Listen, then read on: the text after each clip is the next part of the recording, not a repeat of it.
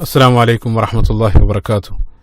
الحمد لله وكفى والصلاة والسلام على عباده الذين اصطفى خصوصا على أفضلهم وخاتم النبيين محمد الأمين وعلى آله وصحبه أجمعين وبعد.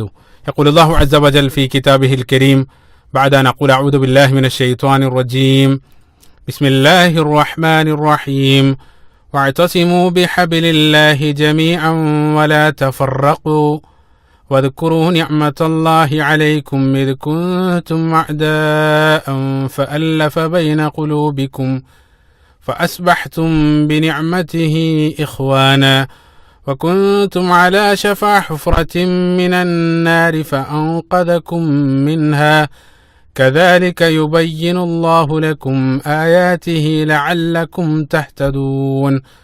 റബ്ബി ഇശ്റഹ് ലി സദ്രി വയസ്സിർ ലി അംരി വഹ്ലുൽ ഉഖ്ദതം മിൻ ലിസാനി യഫ്ഖഹു ഖൗലി. സഹോദരങ്ങളെ, മസ്ജിദുൽ അഖ്സയുടെ ഫലസ്തീൻ്റെ ചരിത്രം നേരത്തെ ചില കാര്യങ്ങൾ സൂചിപ്പിച്ചു. അതിൻ്റെ തുടർച്ചയാണ് ഇൻഷാ അല്ലാഹ് ഈ ഒരു ഭാഗത്ത് ഞാൻ ഉദ്ദേശിക്കുന്നത്. നേരത്തെ നമ്മൾ ഉമർ ഖത്താബ് റളിയല്ലാഹു അൻഹുവിൻ്റെ ഭരണകാലം വരെയുള്ള ചരിത്രമായിരുന്നു നേരത്തെ സൂചിപ്പിച്ചത്. അപ്പോൾ നമ്മളവിടെ കണ്ടു, ഒരു തുള്ളി പോലും രക്തം ചിന്താതെയാണ് ജെറൂസലേമിലുണ്ടായിരുന്ന ക്രൈസ്തവർ ഉമർ ഖത്താബ് റളിയല്ലാഹു അൻഹുവിന് അതിൻ്റെ താക്കോല് കൈമാറിയത്. അതിനുശേഷം അദ്ദേഹം അവിടെ ക്രൈസ്തവർക്കും അതേപോലെ തന്നെ ക്രൈസ്തവർ ആട്ടി ഓടിച്ച ജൂതന്മാരെയും തിരിച്ചു വിളിച്ച് എല്ലാ മതവിശ്വാസികൾക്കും ഒരേ രൂപത്തിൽ അവരുടെ മതമനുസരിച്ചുകൊണ്ട് ജീവിക്കാനും ആ മതമനുസരിച്ചുകൊണ്ട് വിധിക്കാനുള്ള പൂർണ്ണ സ്വാതന്ത്ര്യം നൽകിക്കൊണ്ടാണ് ഉമർ ഇബ്നുൽ ഖത്താബ് റളിയല്ലാഹു അൻഹു അദ്ദേഹത്തിന്റെ ഭരണകാലം മുഴുവനും ആ കാലങ്ങളോളം അദ്ദേഹം അവിടെ ഭരിച്ചത്. പിന്നീട് മസ്ജിദുൽ അഖ്സയുടെ ചരിത്രത്തിൽ ഏറ്റവും പ്രധാനപ്പെട്ട സംഭവം നടക്കുന്നത് ഖുലഫാ ഉർ റാഷിദീങ്ങൾക്ക് ശേഷം പിന്നീട് ഭരണത്തിൽ വന്ന ഉമവികളുടെ കാലഘട്ടത്തിലാണ്. ക്രിസ്താബ്ദം അതായത് AD 685 അഞ്ചാമത്തെ ഉമവി ഭരണാധികാരിയായിരുന്ന അബ്ദുൽ മലിക് ബിൻ മർവാൻ അദ്ദേഹത്തിന്റെ ഭരണകാലത്താണ് പിന്നീട് അവിടെ ഖുബ്ബത്തു സഖ്റ എന്നറിയപ്പെടുന്ന ആ സ്വർണ്ണ നിറത്തിലുള്ള ആ കുബ്ബയുള്ള മനോഹരമായിട്ടുള്ള ഭവനം പണിയുന്നത്. ഇസ്ലാമിക കലകൾക്ക് ഇന്നും ഉള്ള ജീവിച്ചിരിക്കുന്ന ഒരു തെളിവ് കൂടാണ് ആ മനോഹരമായിട്ടുള്ള ഭവനം. അപ്പോൾ ഇവിടെ നമ്മൾ സാന്ദർഭികമായിട്ടൊരു കാര്യം ഉണർത്തുന്നത്, മസ്ജിദുൽ അഖ്സ എന്ന് കേൾക്കുന്ന സന്ദർഭത്തിൽ പല ആളുകളും ചിന്തിക്കുന്നത് അല്ലെങ്കിൽ പല ആളുകളുടെയും മനസ്സിലേക്ക് വരുന്ന ചിത്രം ആ സ്വർണ്ണ നിറത്തിലുള്ള ആ കുബ്ബയുള്ള ആ ഒരു ഭവനമായിരിക്കും. അത് തെറ്റിദ്ധാരണ നമ്മൾ മാറ്റേണ്ടത്. യഥാർത്ഥത്തിൽ അതല്ല മസ്ജിദുൽ അഖ്സ. അത് പിന്നീട് നിർമ്മിക്കപ്പെട്ടത്, അതിനടുത്തുള്ള പള്ളിയാണ് യഥാർത്ഥത്തിലുള്ള മസ്ജിദുൽ അഖ്സ. ആ തെറ്റിദ്ധാരണ നമ്മൾ മാറ്റേണ്ടതുണ്ട്. അപ്പൊ ഖുബ്ബത്തു സൊഹ്റ എന്ന് വെച്ചാൽ അറബി ഭാഷയിൽ പാറ എന്നാണ് അർത്ഥം. അവിടെയുള്ള ഒരു പാറയിൽ നിന്നാണ് നബി സല്ലല്ലാഹു അലൈഹി വസല്ലം മിഅ്റാജ് യാത്രക്ക് വേണ്ടി പുറപ്പെട്ടത് എന്നാണ് കരുതപ്പെടുന്നത്. അല്ലാഹു അലം ആ രൂപത്തിലാണ് വിശ്വസിക്കപ്പെടുന്നത്. അതിന്റെ സ്മരണക്ക് വേണ്ടിയാണ് ആ പാറക്ക് മീതെ അവിടെ ഇതേ രൂപത്തിൽ ഒരു സ്വർണ്ണ നിറത്തിലുള്ള മനോഹരമായിട്ടുള്ള ഒരു ഭവനം അദ്ദേഹം പണിയുന്നത്. അതിന്റെ നിർമ്മാണം പൂർത്തിയാകുന്നതിന് മുമ്പ് തന്നെ ഖലീഫ അബ്ദുൽ മലിക് ബിൻ മർവാൻ മരണപ്പെടുന്നു. പിന്നീട് അദ്ദേഹത്തിന്റെ മകനായി വന്ന വലീദ് ബിൻ അബ്ദുൽ മലിക്കിന്റെ കാലഘട്ടത്തിലാണ് അതിന്റെ നിർമ്മാണം പൂർത്തിയാകുന്നത്. അതാണ് ഉമവികളുടെ കാലഘട്ടത്തിൽ നടക്കുന്ന ഏറ്റവും പ്രധാനപ്പെട്ട സംഭവം. പിന്നീട് ഉമവികൾക്ക് ശേഷം പിന്നീട് നമുക്കറിയാം അധികാരമേൽക്കുന്നത് പിന്നീട് വരുന്നത് അബ്ബാസികളാണ്. അബ്ബാസികളുടെ ഭരണകാലമാണ്. അബ്ബാസികളുടെ ഭരണകാലത്ത് മസ്ജിദുൽ അഖ്സയുമായിട്ട് ബന്ധപ്പെട്ട് നടക്കുന്ന നിരവധി ചരിത്ര സംഭവങ്ങളുണ്ട്. അതിൽ അബ്ബാസികളുടെ ഭരണകാലത്ത് ആദ്യ കാലഘട്ടത്തിൽ പ്രശസ്തനായിട്ടുള്ള അബ്ബാസി ഭരണകർത്താവായിരുന്ന ഹാറൂൺ റഷീദ്, ഖലീഫ ഹാറൂൺ റഷീദിന്റെ കാലഘട്ടത്തിൽ, അതായത് ക്രിസ്താബ്ദം AD 786 ഖുദ്സിലുള്ള ബൈത്തുൽ മുഖദ്ദസിന്റെ പരിസരത്തിലുള്ള മുഴുവൻ ക്രൈസ്തവ ദേവാലയങ്ങളും പുതുക്കി പണിയാനുള്ള ഒരു ആവശ്യം റോമൻ ചക്രവർത്തി ഖലീഫയോട് അനുമതി തേടുകയാണ്. അത്തരത്തിലൊരു ആവശ്യം അദ്ദേഹം ഉന്നയിക്കുകയാണ്. ഇപ്പൊ റോമൻ ചക്രവർത്തിയുടെ ആ ഒരു ആവശ്യം, ആ ആവശ്യത്തിനുള്ള അനുമതി മുസ്ലിം ഖലീഫയായ ഹാറൂൺ റഷീദ് നൽകുകയാണ്. നിങ്ങൾ ചിന്തിച്ചു നോക്കുക, മുസ്ലിം ഭരണകൂടത്തിന് കീഴിലുള്ള ഒരു ക്രൈസ്തവ ദേവാലയം പുതുക്കി പണിയാനാണ് റോമൻ ചക്രവർത്തി ആവശ്യപ്പെടുന്നത്. അതിനുള്ള പൂർണ്ണ സ്വാതന്ത്ര്യം അല്ലെങ്കിൽ പൂർണ്ണ അനുമതി ഖലീഫ നൽകുന്ന മനോഹരമായിട്ടുള്ള ചിത്രമാണ് നമ്മൾ അവിടെ കാണുന്നത്. അപ്പൊ ഖലീഫയുടെ അനുമതി ലഭിച്ചതോടുകൂടെ റോമൻ ചക്രവർത്തി അതിനുള്ള മുഴുവൻ പണവും നിരവധി നിർമ്മാണ തൊഴിലാളികളെല്ലാം അങ്ങോട്ട് അയച്ചു. അങ്ങനെ അവിടെയുള്ള മുഴുവൻ ക്രൈസ്തവ ദേവാലയങ്ങളും ആ ഒരു സന്ദർഭത്തിൽ പുതുക്കിപ്പെടുത്തി. അത് മാത്രമല്ല, ഖുദ്സിലെ പുണ്യസ്ഥലങ്ങൾ സന്ദർശിക്കാൻ വരുന്ന ക്രൈസ്തവർക്ക് പ്രത്യേക സംരക്ഷണവും പരിഗണനയും നൽകണമെന്നുള്ള ഒരു ഉത്തരവും മുസ്ലിം സൈന്യങ്ങൾക്ക് ഖലീഫ ഹാറൂൺ റഷീദ് നൽകിയതായിട്ടും നമുക്ക് ചരിത്രത്തിൽ കാണാൻ സാധിക്കും. സുബ്ഹാനല്ലാഹ്. അതുകൊണ്ട് തന്നെ സൈന്യം അവിടെ വരുന്ന ക്രൈസ്തവരെ പ്രത്യേകം സംരക്ഷിച്ചതായിട്ടെല്ലാം നമ്മൾ കാണും. അപ്പൊ ഇതേ രൂപത്തിലാണ് മുസ്ലിങ്ങൾ ഭരിക്കുന്ന കാലഘട്ടത്തിൽ നമ്മൾ അവരോട് കാണിച്ച സഹിഷ്ണുതക്കുള്ള തെളിവുകളാണിതെല്ലാം. അപ്പൊ ഇത്തരത്തിൽ നമ്മൾ കാണിച്ച സഹിഷ്ണുതകൾക്കും അതേപോലെ തന്നെ ഉദാര മനസ്കതകൾക്കെല്ലാം അവരെന്തായിരുന്നു നമുക്ക് തിരിച്ചു നൽകിയത്, അത് നമുക്ക് ഇൻഷാ അല്ലാഹ് പിന്നീടുള്ള വിശദീകരണത്തിൽ കാണാൻ സാധിക്കും. അപ്പൊ നമ്മൾ യഥാർത്ഥത്തിൽ ഇതേ രൂപത്തിൽ ജൂതന്മാരോടും ക്രൈസ്തവരോടെല്ലാം നമ്മൾ സഹിഷ്ണുത കാണിക്കാനുള്ള പ്രധാനപ്പെട്ട കാരണം നമുക്കെല്ലാം അറിയാം. കാരണം അവരെ ആദരിക്കുന്ന അവരുടെ പ്രവാചകന്മാർ അത് അവരുടെ മാത്രം പ്രവാചകരല്ല, അവരെക്കാൾ കൂടുതൽ അത് നമ്മുടെ പ്രവാചകന്മാർ കൂടെയാണ്.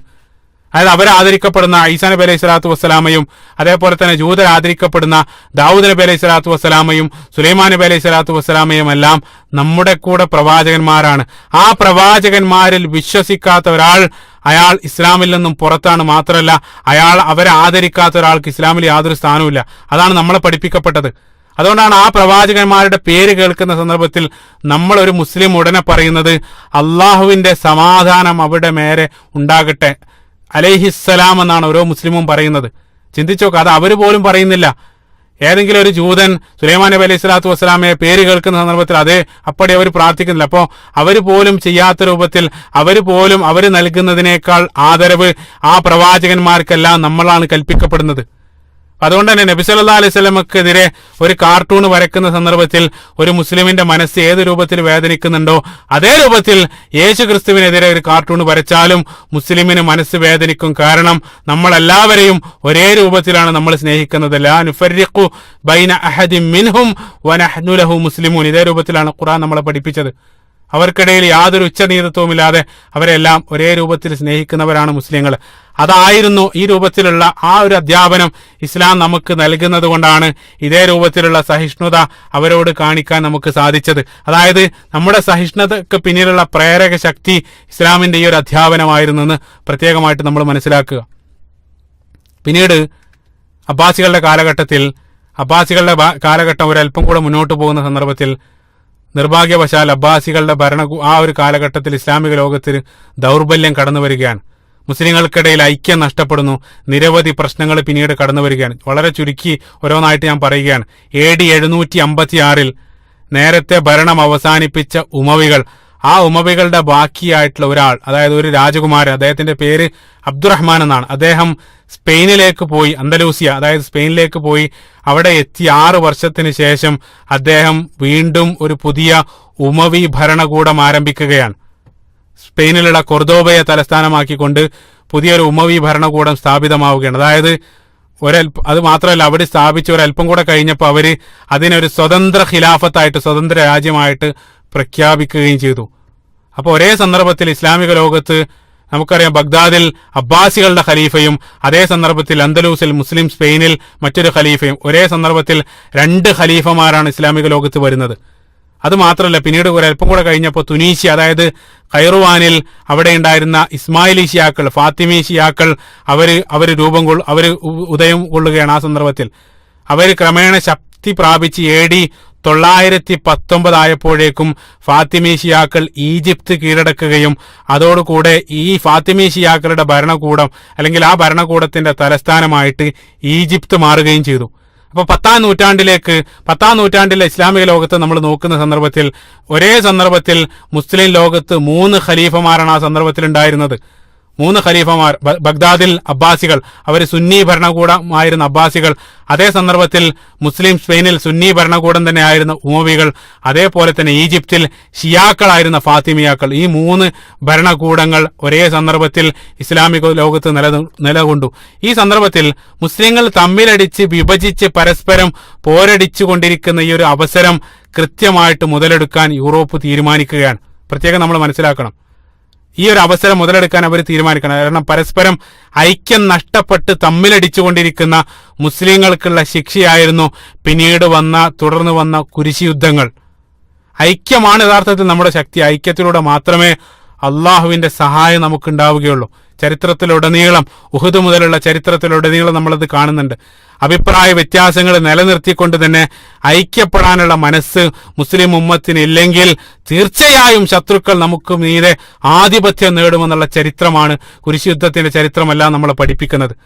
അതുകൊണ്ടാണ് അല്ലാഹു സുബ്ഹാനഹു വ തആല വഅതസിമു ബിഹബിലില്ലാഹി ജമീഅൻ വലാ തഫറഖു, നിങ്ങൾ അള്ളാഹുവിന്റെ കയറിനെ നിങ്ങൾ മുറുകെ പിടിക്കുക, നിങ്ങൾ ഭിന്നിക്കല്ലേ എന്ന് നിരന്തരം പരിശുദ്ധ ഖുർആൻ നമ്മോട് പറയാനുള്ള കാരണം. അങ്ങനെ AD 1095 യൂറോപ്പിലെ പോപ്പ് അർബൻ രണ്ടാമൻ അദ്ദേഹം കുരിശ് യുദ്ധത്തിന് വേണ്ടി ആഹ്വാനം ചെയ്യുകയാണ്. പിന്നീടുള്ള തുടർന്ന് വന്ന 200 വർഷക്കാലം, അതായത് 1095 മുതൽ 1295 വരെ 200 വർഷക്കാലത്തോളം പിന്നീട് കുരിശ് യുദ്ധങ്ങളുടെ കാലഘട്ടമായിരുന്നു. മൊത്തം 9ഓളം കുരിശ് യുദ്ധങ്ങൾ അരങ്ങേറിയിട്ടുണ്ട്. അപ്പൊ ഇസ്ലാമിക ചരിത്രം പഠിക്കുന്ന ഒരാളെ സംബന്ധിച്ചിടത്തോളം ആ ചരിത്രത്തിൽ ഏറ്റവും ഒഴിവാക്കാൻ കഴിയാത്ത ഏറ്റവും പ്രധാനപ്പെട്ട ഒരു ഭാഗമാണ് കുരിശ് യുദ്ധങ്ങളുടെ കാലഘട്ടം. അപ്പോൾ കുരിശ് യുദ്ധം എന്ന് വെച്ചാൽ പ്രത്യേകമായിട്ട് നമ്മൾ മനസ്സിലാക്കണം, യഥാർത്ഥത്തിൽ കുരിശ് യുദ്ധത്തിന്റെ കാരണം യൂറോപ്പിലുണ്ടായിരുന്ന സാമ്പത്തിക പ്രതിസന്ധിയും സാമൂഹിക സാഹചര്യങ്ങളായിരുന്നു അതിനുള്ള പ്രധാനപ്പെട്ട കാരണം. അതിനുവേണ്ടി അവർ ക്രിസ്തുമതത്തെ ദുരുപയോഗം ചെയ്യുകയായിരുന്നു യഥാർത്ഥത്തിൽ. അതായത് ക്രിസ്തുമതത്തിന്റെ ലേബലിൽ പ്രത്യക്ഷപ്പെടുകയായിരുന്നു എന്ന് മാത്രം. അതിന് നമ്മൾ കുരിശ് യുദ്ധത്തിന് സമാധാനത്തിന്റെ മതമായിട്ട് അറിയപ്പെടുന്ന അല്ലെങ്കിൽ അവരവകാശപ്പെടുന്ന ക്രിസ്തുമതത്തെ നമ്മൾ പഴിക്കുന്നതിൽ അർത്ഥമില്ല. അപ്പം മതത്തേക്കാൾ ഉപരി അതിന്റെ പിന്നിലുള്ള കാരണം രാഷ്ട്രീയമായിരുന്നു. പക്ഷെ മതത്തിന്റെ ലേബലിലാണ് അവർ പ്രത്യക്ഷപ്പെട്ടതെന്ന് മാത്രം. ഏതുപോലെയെന്ന് വെച്ചാൽ ഏറ്റവും എളുപ്പത്തിൽ നമുക്കിതൊക്കെ മനസ്സിലാക്കാൻ സാധിക്കും. ഇന്ന് ഇന്ത്യയിലും സംഭവിച്ചുകൊണ്ടിരിക്കുന്നത് തന്നെയാണ്. ഹിന്ദു മതത്തിന്റെ പേരിൽ ഫാസിസ്റ്റുകൾ അരങ്ങേറുന്നു. ഇതേ രൂപത്തിലാണ് അവിടെയും അതിനെ കണ്ടാൽ മതി. പിന്നീട് കുരിശ് യുദ്ധ സേന അവരുടെ പ്രധാനപ്പെട്ട ലക്ഷ്യങ്ങളിൽ ഒന്ന് ബൈത്തുൽ മുഖദ്ദസിന്റെ മോചനമായിരുന്നു. മുസ്ലിങ്ങളുടെ കയ്യിൽ നിന്നും അത് തിരിച്ചു പിടിക്കണമെന്നായിരുന്നു അവരുടെ ഏറ്റവും പ്രധാനപ്പെട്ട ലക്ഷ്യം. അതുകൊണ്ട് തന്നെ ആ കുരിശ് സേനയിൽ കൂടിക്കഴിഞ്ഞാൽ അതിൽ ആ സൈന്യത്തിൽ ചേരുന്ന ആളുകൾക്കെല്ലാം നിരവധി ഓഫറുകൾ അവർ നൽകി. ഒന്നാമത്തെ പോപ്പ് നൽകിയ ഓഫർ എന്താന്ന് വെച്ചാൽ ആ സേനയിൽ പങ്കെടുത്ത ആളുകൾക്കെല്ലാം മാഫിറത്ത്, അവരുടെ പാപങ്ങൾ മുഴുവൻ പൊറുക്കപ്പെടും. ഏതുപോലെ എന്ന് വെച്ചാൽ ഇപ്പൊ മുസ്ലിങ്ങൾ ഹജ്ജ് ചെയ്താൽ അവർക്ക് ലഭിക്കുന്ന പാപം പോലെ അവർക്ക് ലഭിക്കുന്ന ആ ഒരു പാപമോചനം പോലെ കുരിശ് സേനയിൽ ചേരുന്ന മുഴുവൻ ആളുകൾക്കും അവരുടെ പാപങ്ങൾ മുഴുവൻ പൊറുക്കപ്പെടുമെന്ന് പോപ്പ് ആഹ്വാനം ചെയ്തു. അതോടൊപ്പം മാത്രമല്ല അവർക്ക് നല്ല ശമ്പളവും അതേപോലെ തന്നെ അവരുടെ മുഴുവൻ കുടുംബത്തിന്റെയും സംരക്ഷണ ഉത്തരവാദിത്വവും ഗവൺമെന്റ് ഏറ്റെടുത്തു.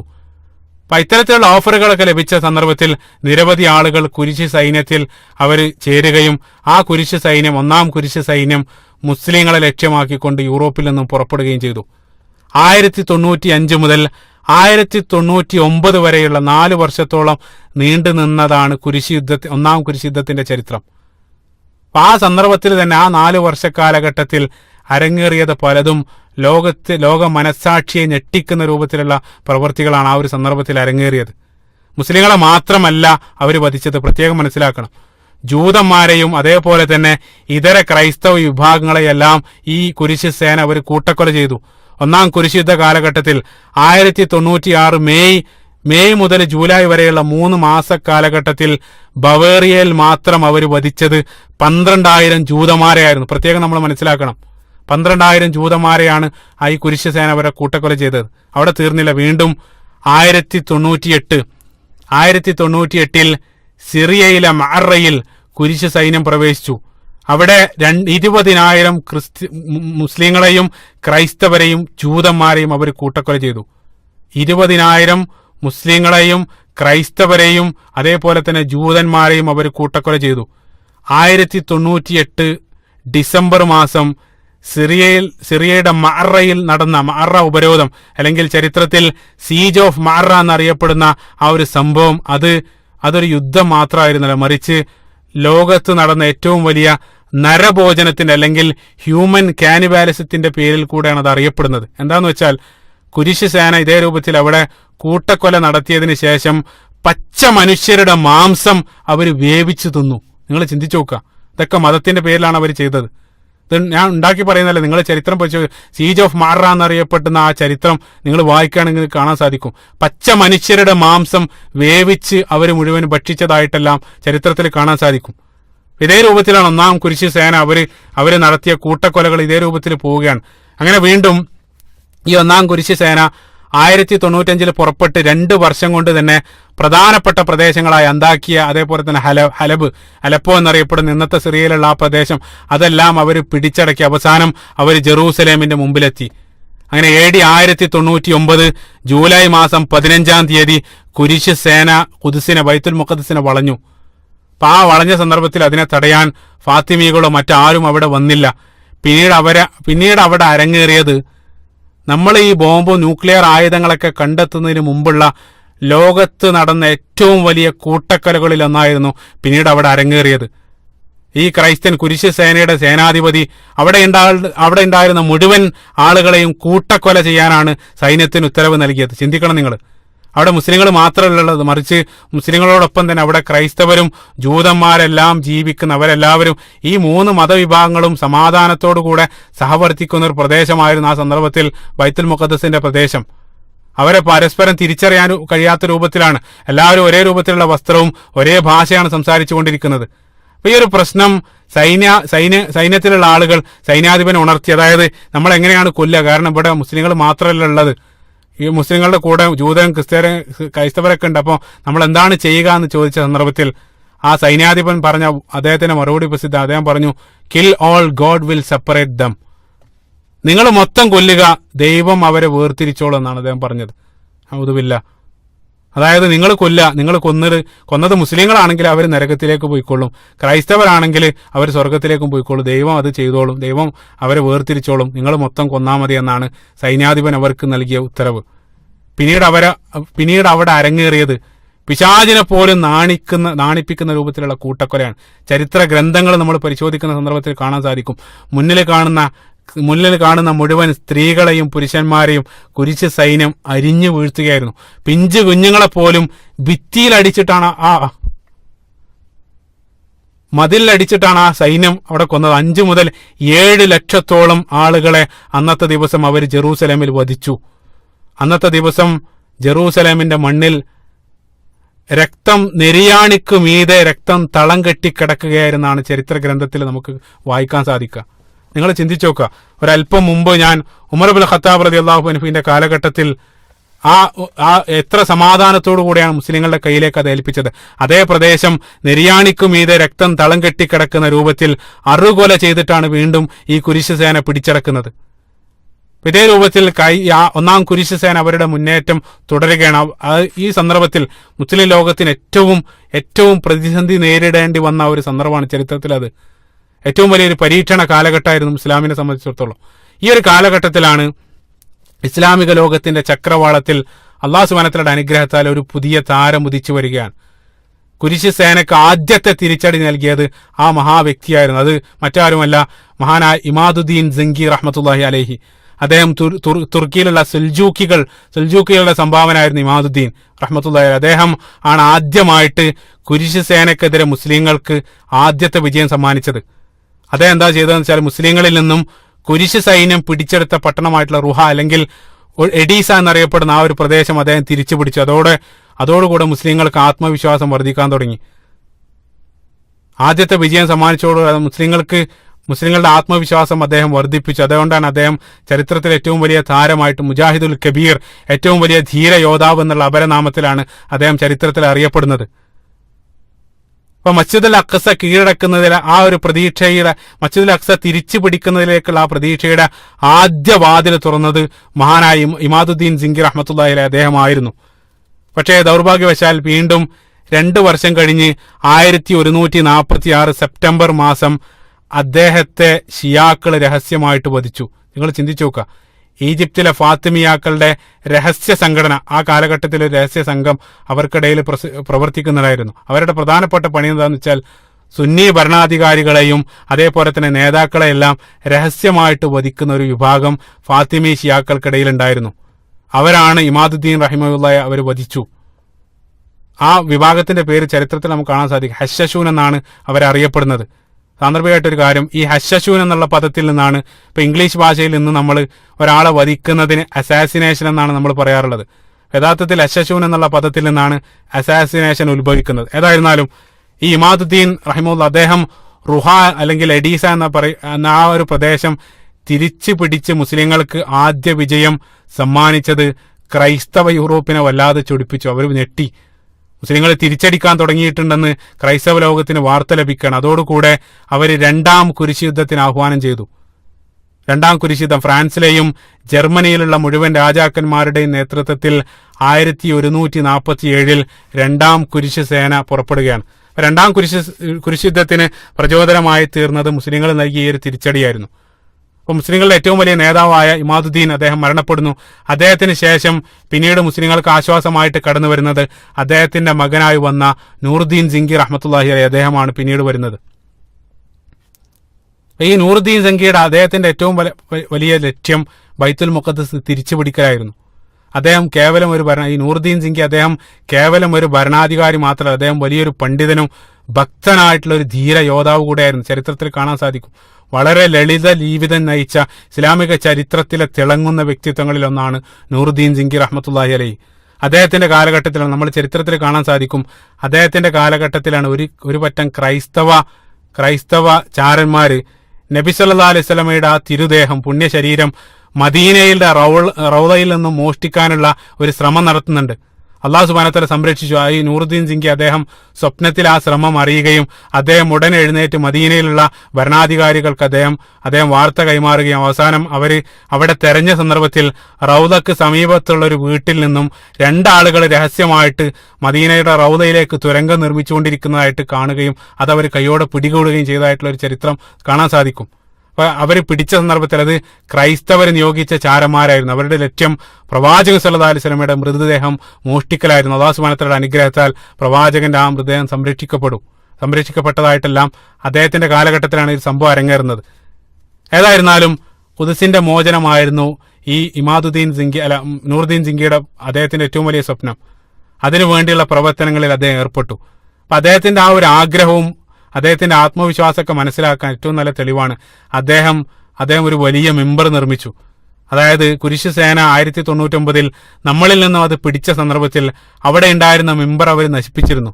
പിന്നീട് ബൈത്തുൽ മുഖദ്ദസിൽ മിമ്പർ ഉണ്ടായിരുന്നില്ല. അപ്പൊ അതുകൊണ്ട് തന്നെ ഞാൻ ഏതെങ്കിലും ഒരു കാലത്ത് അത് തിരിച്ചു പിടിക്കുന്ന ആ ഒരു കാലത്ത് അവിടെ വെക്കാൻ വേണ്ടി അദ്ദേഹം നല്ലൊരു മിമ്പർ, പ്രഗത്ഭനായിട്ടുള്ള ഒരു പണിക്കാരനെ കൊണ്ട് അദ്ദേഹം നല്ലൊരു മിമ്പർ പണി കഴിപ്പിച്ച് അവിടെ റെഡിയാക്കി വെച്ചു. അദ്ദേഹത്തിന്റെ ആത്മവിശ്വാസം നോക്കുക. അതായത് ഞാനത് തിരിച്ചു പിടിക്കുന്ന അദ്ദേഹത്തിന് അത്രത്തോളം ആത്മവിശ്വാസമായിരുന്നു. ഇപ്പൊ രണ്ടാം കുരിശ് സേന വരുന്നു, അവർ പോരാട്ടം തുടരുന്നു. അവരുടെ പ്രധാനപ്പെട്ട ലക്ഷ്യം ഈജിപ്തായിരുന്നു. കാരണം നമുക്കറിയാം പ്രകൃതി രമണീയമായിട്ടുള്ള നൈൽ നദി അടക്കം ഉൾക്കൊള്ളുന്ന മനോഹരമായിട്ടുള്ള പ്രദേശമാണ് ഈജിപ്ത്. അപ്പൊ ഈജിപ്ത് കീഴടക്കാൻ വേണ്ടി കുരിശ് സേന ശ്രമിക്കുകയാണ്. നേരത്തെ ഞാൻ പറഞ്ഞു ഈജിപ്ത് ആ കാലഘട്ടത്തിൽ ഭരിച്ചിരുന്നത് ഫാത്തിമി ഷിയാക്കളായിരുന്നു. അപ്പൊ അവർ ആ സന്ദർഭത്തിൽ അവർ വളരെ ദുർബലായി കിടക്കുന്ന ഒരു അവസ്ഥയിലാണ് കുരിശ് സേന ഈ ഒരു ശ്രമം നടത്തുന്നത്.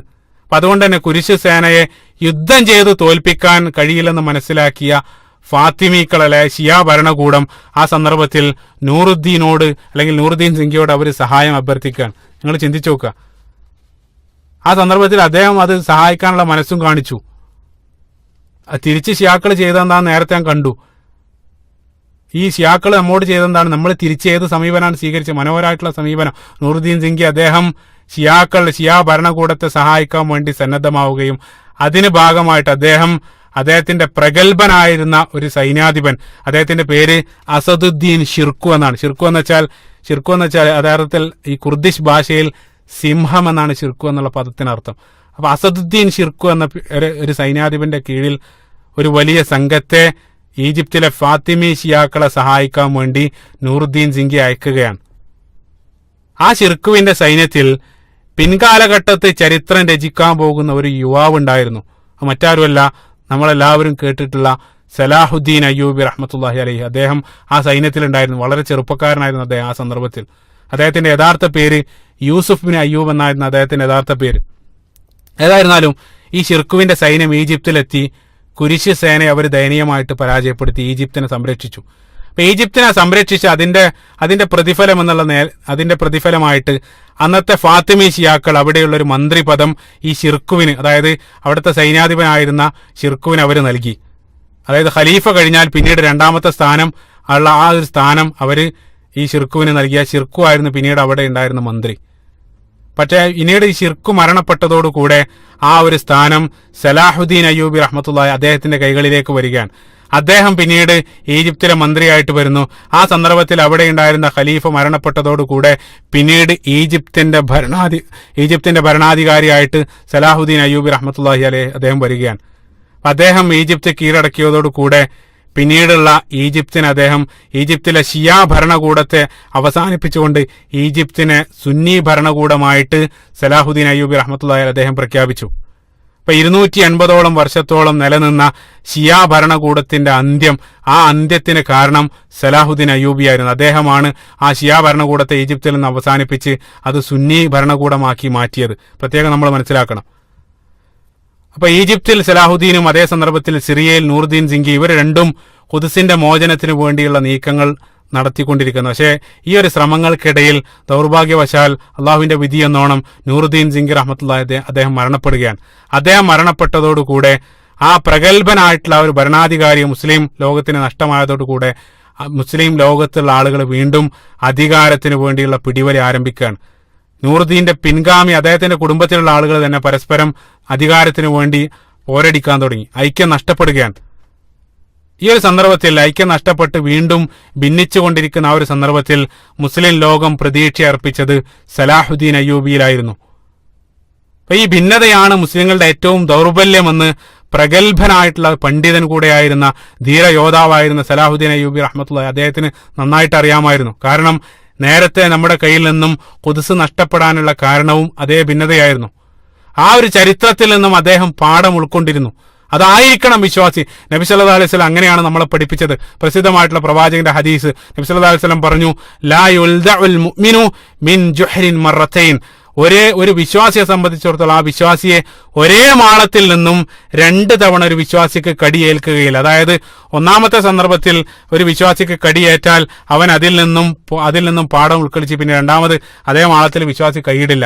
ആ ഒരു തത്വം ഉൾക്കൊണ്ടുകൊണ്ട് തന്നെ ഈ സലാഹുദ്ദീൻ അയ്യൂബി റഹ്മത്തുള്ളാഹി അലൈഹി അദ്ദേഹം ആദ്യമായിട്ട് ശ്രമിച്ചത് പോരടിച്ചുകൊണ്ടിരിക്കുന്ന, അധികാരത്തിന് വേണ്ടി പരസ്പരം പോരടിച്ചുകൊണ്ടിരിക്കുന്ന ഭിന്നിച്ചു നിന്ന മുസ്ലിങ്ങളെ ഒരു കുടക്ക് കീഴിൽ കൊണ്ടുവരാനുള്ള ശ്രമമായിരുന്നു ആദ്യം അദ്ദേഹം നടത്തിയത്. നിങ്ങൾ ചിന്തിച്ചു നോക്കുക, അദ്ദേഹം പല ആളുകൾക്കും പല ഭരണാധികാരികൾക്കും കത്തെഴുതിയും മറ്റുമെല്ലാം 10-20 വർഷത്തോളം അദ്ദേഹം അതിനുവേണ്ടി ശ്രമിക്കേണ്ടി വന്നു. 20 വർഷം മുസ്ലിം ലോകത്തിൽ ഐക്യം കൊണ്ടുവരാൻ വേണ്ടി അദ്ദേഹം നീക്കിവെച്ചു. ചിന്തിക്കുക നിങ്ങൾ. അതായത് ഐക്യമാണ് നമ്മുടെ ശക്തി എന്ന് അദ്ദേഹം മനസ്സിലാക്കി. ശത്രുക്കൾ എപ്പോഴും ശ്രമിച്ചുകൊണ്ടിരിക്കുന്നത് ആ ഐക്യം നഷ്ടപ്പെടുത്താൻ വേണ്ടിയിട്ടാണ്. ഐക്യം മാത്രമല്ല, അതോടൊപ്പം ധാർമ്മികമായിട്ട് അവരെ സംസ്കരിച്ചെടുക്കാൻ അദ്ദേഹം ശ്രമിച്ചു. എവിടെ വായിച്ചു തോർക്കുന്നുണ്ട്, ഒരിക്കൽ സലാഹുദ്ദീൻ അയ്യൂബി അദ്ദേഹം മുസ്ലിം ടെന്റുകൾ രാത്രി സന്ദർഭത്തിൽ അദ്ദേഹം പരിശോധിച്ച സന്ദർഭത്തിൽ അവിടെയൊന്നും വെളിച്ചം കണ്ടില്ല. തഹജ്ജുദിന്റെ സന്ദർഭത്തിൽ അദ്ദേഹം ആ സന്ദർഭത്തിൽ പറഞ്ഞത്രേ, നമുക്ക് യുദ്ധത്തിന് പോകാൻ സമയമായിട്ടില്ല, ഈ രൂപത്തിലുള്ള ഒരു സൈന്യവുമായിട്ട് യുദ്ധത്തിന് പോകാൻ ഞാൻ സന്നദ്ധനല്ല, അല്ലെങ്കിൽ സമയമായിട്ടില്ലെന്ന് പറഞ്ഞുകൊണ്ട് അദ്ദേഹം അവരെ വീണ്ടും വീണ്ടും ബോധവൽക്കരിക്കുകയും അവസാനം ഇതേ രൂപത്തിൽ അദ്ദേഹം പിന്നീട് സന്ദർശിച്ച സന്ദർഭത്തിൽ രാത്രി മുഴുവനും മുസ്ലിം ടെന്റുകളിൽ അദ്ദേഹം ലൈറ്റ് കണ്ടു. അതായത് തഹജ്ജുദ് സന്ദർഭത്തിൽ എല്ലാ ആളുകളും എഴുന്നേറ്റുകൊണ്ട് അള്ളാഹുവിനോട് പ്രാർത്ഥിക്കുന്ന ആ മനോഹരമായിട്ടുള്ള കാഴ്ച അദ്ദേഹത്തിന് കാണാൻ സാധിച്ചു. കാരണം രാത്രി നമസ്കാരം എന്നുള്ളത് വ്യക്തിയുടെയും അതേപോലെ തന്നെ സമൂഹത്തിന്റെയും വിജയത്തിന് പിന്നിൽ അത്രയേറെ പങ്കുവഹിക്കുന്നുണ്ട്. അതായിരുന്നു യഥാർത്ഥത്തിൽ സ്വഹാബത്തിന്റെ കരുത്ത്. സ്വഹാബത്തിന്റെ കരുത്തെല്ലാം അവരുടെ ഏറ്റവും പ്രധാനപ്പെട്ട കരുത്ത് ആ രാത്രി നമസ്കാരമായിരുന്നു. അത് അദ്ദേഹത്തിന് മനസ്സിലായിരുന്നു. അപ്പൊ അതുകൊണ്ട് തന്നെ ആ ഒരു രൂപത്തിൽ പക്വതയാർന്ന ആ ഒരു സൈന്യവുമായിട്ടാണ് സലാഹുദ്ദീൻ അയ്യൂബി റഹ്മത്തുള്ളാഹി അലൈഹി അദ്ദേഹം ഖുദ്സ് കീഴടക്കാൻ വീണ്ടും പോകുന്നത്. അങ്ങനെ AD 1187 സലാഹുദ്ദീൻ അയ്യൂബി അദ്ദേഹം 12,000-ഓളം വരുന്ന സൈന്യവുമായിട്ട് സലാഹുദ്ദീൻ അയ്യൂബി റഹ്മത്തുള്ളാഹി അലൈഹി അദ്ദേഹം പുറപ്പെടുകയാണ്. അതേ സന്ദർഭത്തിൽ അപ്പുറത്ത് കുരിശ് സേന 63,000-ഓളം വരുന്ന കുരിശ് സേനയാണ് അപ്പുറത്തുള്ളത്. ഈ യുദ്ധം നടക്കുന്നത് റമദാൻ മാസത്തിന്റെ അവസാനത്തെ 10-ലാണ് ഈ നിർണായക യുദ്ധം നടക്കുന്നത്. 63,000-ഓളം വരുന്ന കുരിശ് സേനയെ സലാഹുദ്ദീൻ അയ്യൂബി നേരിടുന്നത് വെറും 12,000-ഓളം വരുന്ന ആ ഒരു സംഘവുമായിട്ടാണ്. ബദർ പോലെ. സുബ്ഹാനല്ലാഹ്. ഈ 2 സംഘവും ഹിത്തീനിൽ വെച്ചുകൊണ്ട് അവിടെ വെച്ചുകൊണ്ട് ഏറ്റുമുട്ടുകയാണ്. ഹിത്തീൻ യുദ്ധം ഇസ്ലാമിക ചരിത്രത്തിൽ ഏറ്റവും പ്രധാനപ്പെട്ട ഒരു യുദ്ധമാണ് ഹിത്തീൻ യുദ്ധം. ആ ഹിത്തീൻ യുദ്ധത്തിൽ യഥാർത്ഥത്തിൽ സലാഹുദ്ദീന്റെ ബുദ്ധിപരമായിട്ടുള്ള നീക്കങ്ങളായിരുന്നു. അതിനേക്കാൾ ഉപരി അല്ലാഹു സുബ്ഹാനഹു വ തആലയുടെ സഹായം കൊണ്ട് മാത്രമാണ് ആ നിർണായക യുദ്ധത്തിൽ നമ്മൾ വിജയിച്ചത്. വെറും 12,000 വരുന്ന സൈന്യവുമായിട്ട് ഹിത്തീനിൽ സലാഹുദ്ദീൻ അയ്യൂബി റഹ്മത്തുള്ളാഹി അലൈഹി അദ്ദേഹം കുരിശ് സേനയെ പരാജയപ്പെടുത്തി. ആ പരാജയപ്പെടുത്തിയതാണ് യഥാർത്ഥത്തിൽ ഖുദ്സിലേക്കുള്ള വാതിൽ വീണ്ടും തുറക്കപ്പെടാനുള്ള കാരണമായി തീർന്നത്. അത്രയും നിർണായകമായിട്ടുള്ള യുദ്ധമായിരുന്നു ഹിത്തീൻ യുദ്ധം.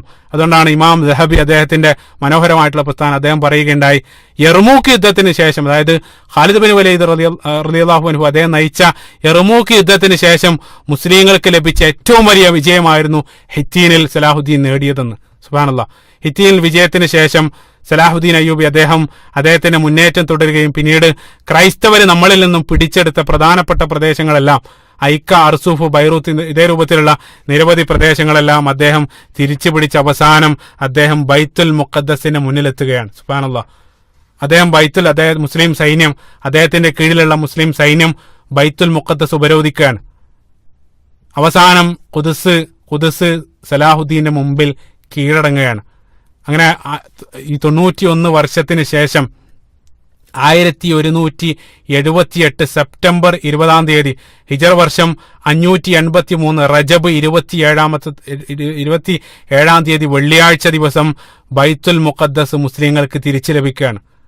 ആ ദിവസത്തിന് മറ്റൊരു പ്രത്യേകത കൂടെയുണ്ട്. എന്താന്ന് വെച്ചാൽ റജബ് 27 അതാണ് യഥാർത്ഥത്തിൽ പ്രവാചകൻ സല്ലല്ലാഹു അലൈഹി വസല്ലം മിഅ്റാജ് നടന്ന ദിവസവും അത് തന്നെയാണ്. സുബ്ഹാനല്ലാഹ്. അതായത് സലാഹുദ്ദീൻ അയ്യൂബി റഹ്മത്തുള്ളാഹി അലൈഹി അദ്ദേഹം ഖുദ്സിൽ പ്രവേശിച്ചതും പ്രവാചകൻ സല്ലല്ലാഹു അലൈഹി വസല്ലമയുടെ മിഅ്റാജ് സംഭവിച്ചതും രണ്ടും ഒരേ ദിവസമായിരുന്നു എന്നുള്ളത് ഇസ്ലാമിക ചരിത്രത്തിലെ ഏറ്റവും സുന്ദരമായിട്ടുള്ള യാദൃച്ഛികതകളിൽ ഒന്നായിട്ട് അറിയപ്പെടുന്നു. സുബ്ഹാനല്ലാഹ്.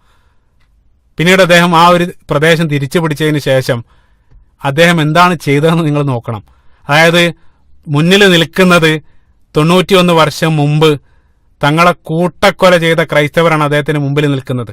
നേരത്തെ ഞാൻ പറഞ്ഞു, നമ്മളിൽ നിന്നും അവര് തിരിച്ചു പിടിച്ച സന്ദർഭത്തിൽ ജെറൂസലേമിന്റെ പവിത്ര ഭൂമിയിൽ നെരിയാണിയോളം രക്തം തളം കെട്ടിക്കിടക്കുന്ന ആ ഒരു സാഹചര്യമാണ് ക്രൈസ്തവർ അവിടെ സൃഷ്ടിച്ചത്. അപ്പൊ അന്ന് അവര് നടത്തിയ അറുകൊലയുടെ ചിത്രങ്ങളെല്ലാം അദ്ദേഹത്തിന്റെ മനസ്സിൽ ആ സന്ദർഭത്തിൽ മിന്നി മറയുന്നുണ്ടാകും. തീർച്ചയായിട്ടും അന്നുള്ള ആ സ്ത്രീകളുടെയും കുട്ടികളുടെയും എല്ലാം നിലവിളി അദ്ദേഹത്തിന്റെ കാതുകളിൽ ആ സന്ദർഭത്തിൽ മുഴങ്ങുന്നുണ്ടാകും.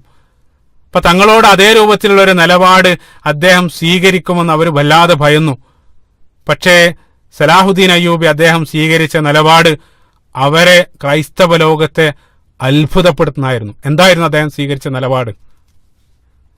ആ നിലപാട് അതേ രൂപത്തിൽ മറ്റൊരിക്കൽ നമ്മൾ കാണാൻ സാധിക്കും. അത് ഏതാന്ന് വെച്ചാൽ നബി സല്ലല്ലാഹു അലൈഹി വസല്ലമയുടെ ജീവിതം നമ്മൾ പരിശോധിക്കുന്ന സന്ദർഭത്തിൽ അമ്മാറിനെയും യാസറിനെയും എല്ലാം അറുകൊല ചെയ്ത് മുസ്ലിങ്ങൾക്കെതിരെ ക്രൂര പീഡനം അടിച്ചുവിട്ട് അവസാനം സ്വന്തം നാട്ടിൽ നിന്നും വാട്ടി ഓടിച്ച് മറ്റൊരു നാട്ടിലേക്ക് പോകേണ്ടി വന്ന പ്രവാചകൻ, അവിടെ വന്നിട്ടും പ്രവാചകനെ നിരന്തരം ബുദ്ധിമുട്ടിക്കാൻ ശ്രമിച്ച ആ ഖുറൈശികളായിട്ടുള്ള ആളുകൾ അവസാനം മക്ക വിജയത്തിന്റെ ദിവസം തങ്ങൾക്കെതിരെ അത്രയും കാലം അക്രമം അഴിച്ചുവിട്ട ആ ജനതയെ കാൽ കീഴിൽ നബി സല്ലല്ലാഹു അലൈഹി വസല്ലമക്ക് ലഭിച്ച സന്ദർഭത്തിൽ ഒരു സ്വഹാബി സന്തോഷത്തോടുകൂടെ വിളിച്ചു പറയുന്നുണ്ട്, അൽ യൗമ യൗമുൽ മൽഹമ, ഇന്നത്തെ ദിവസം പ്രതികാരത്തിന്റെ ദിവസമാണ്.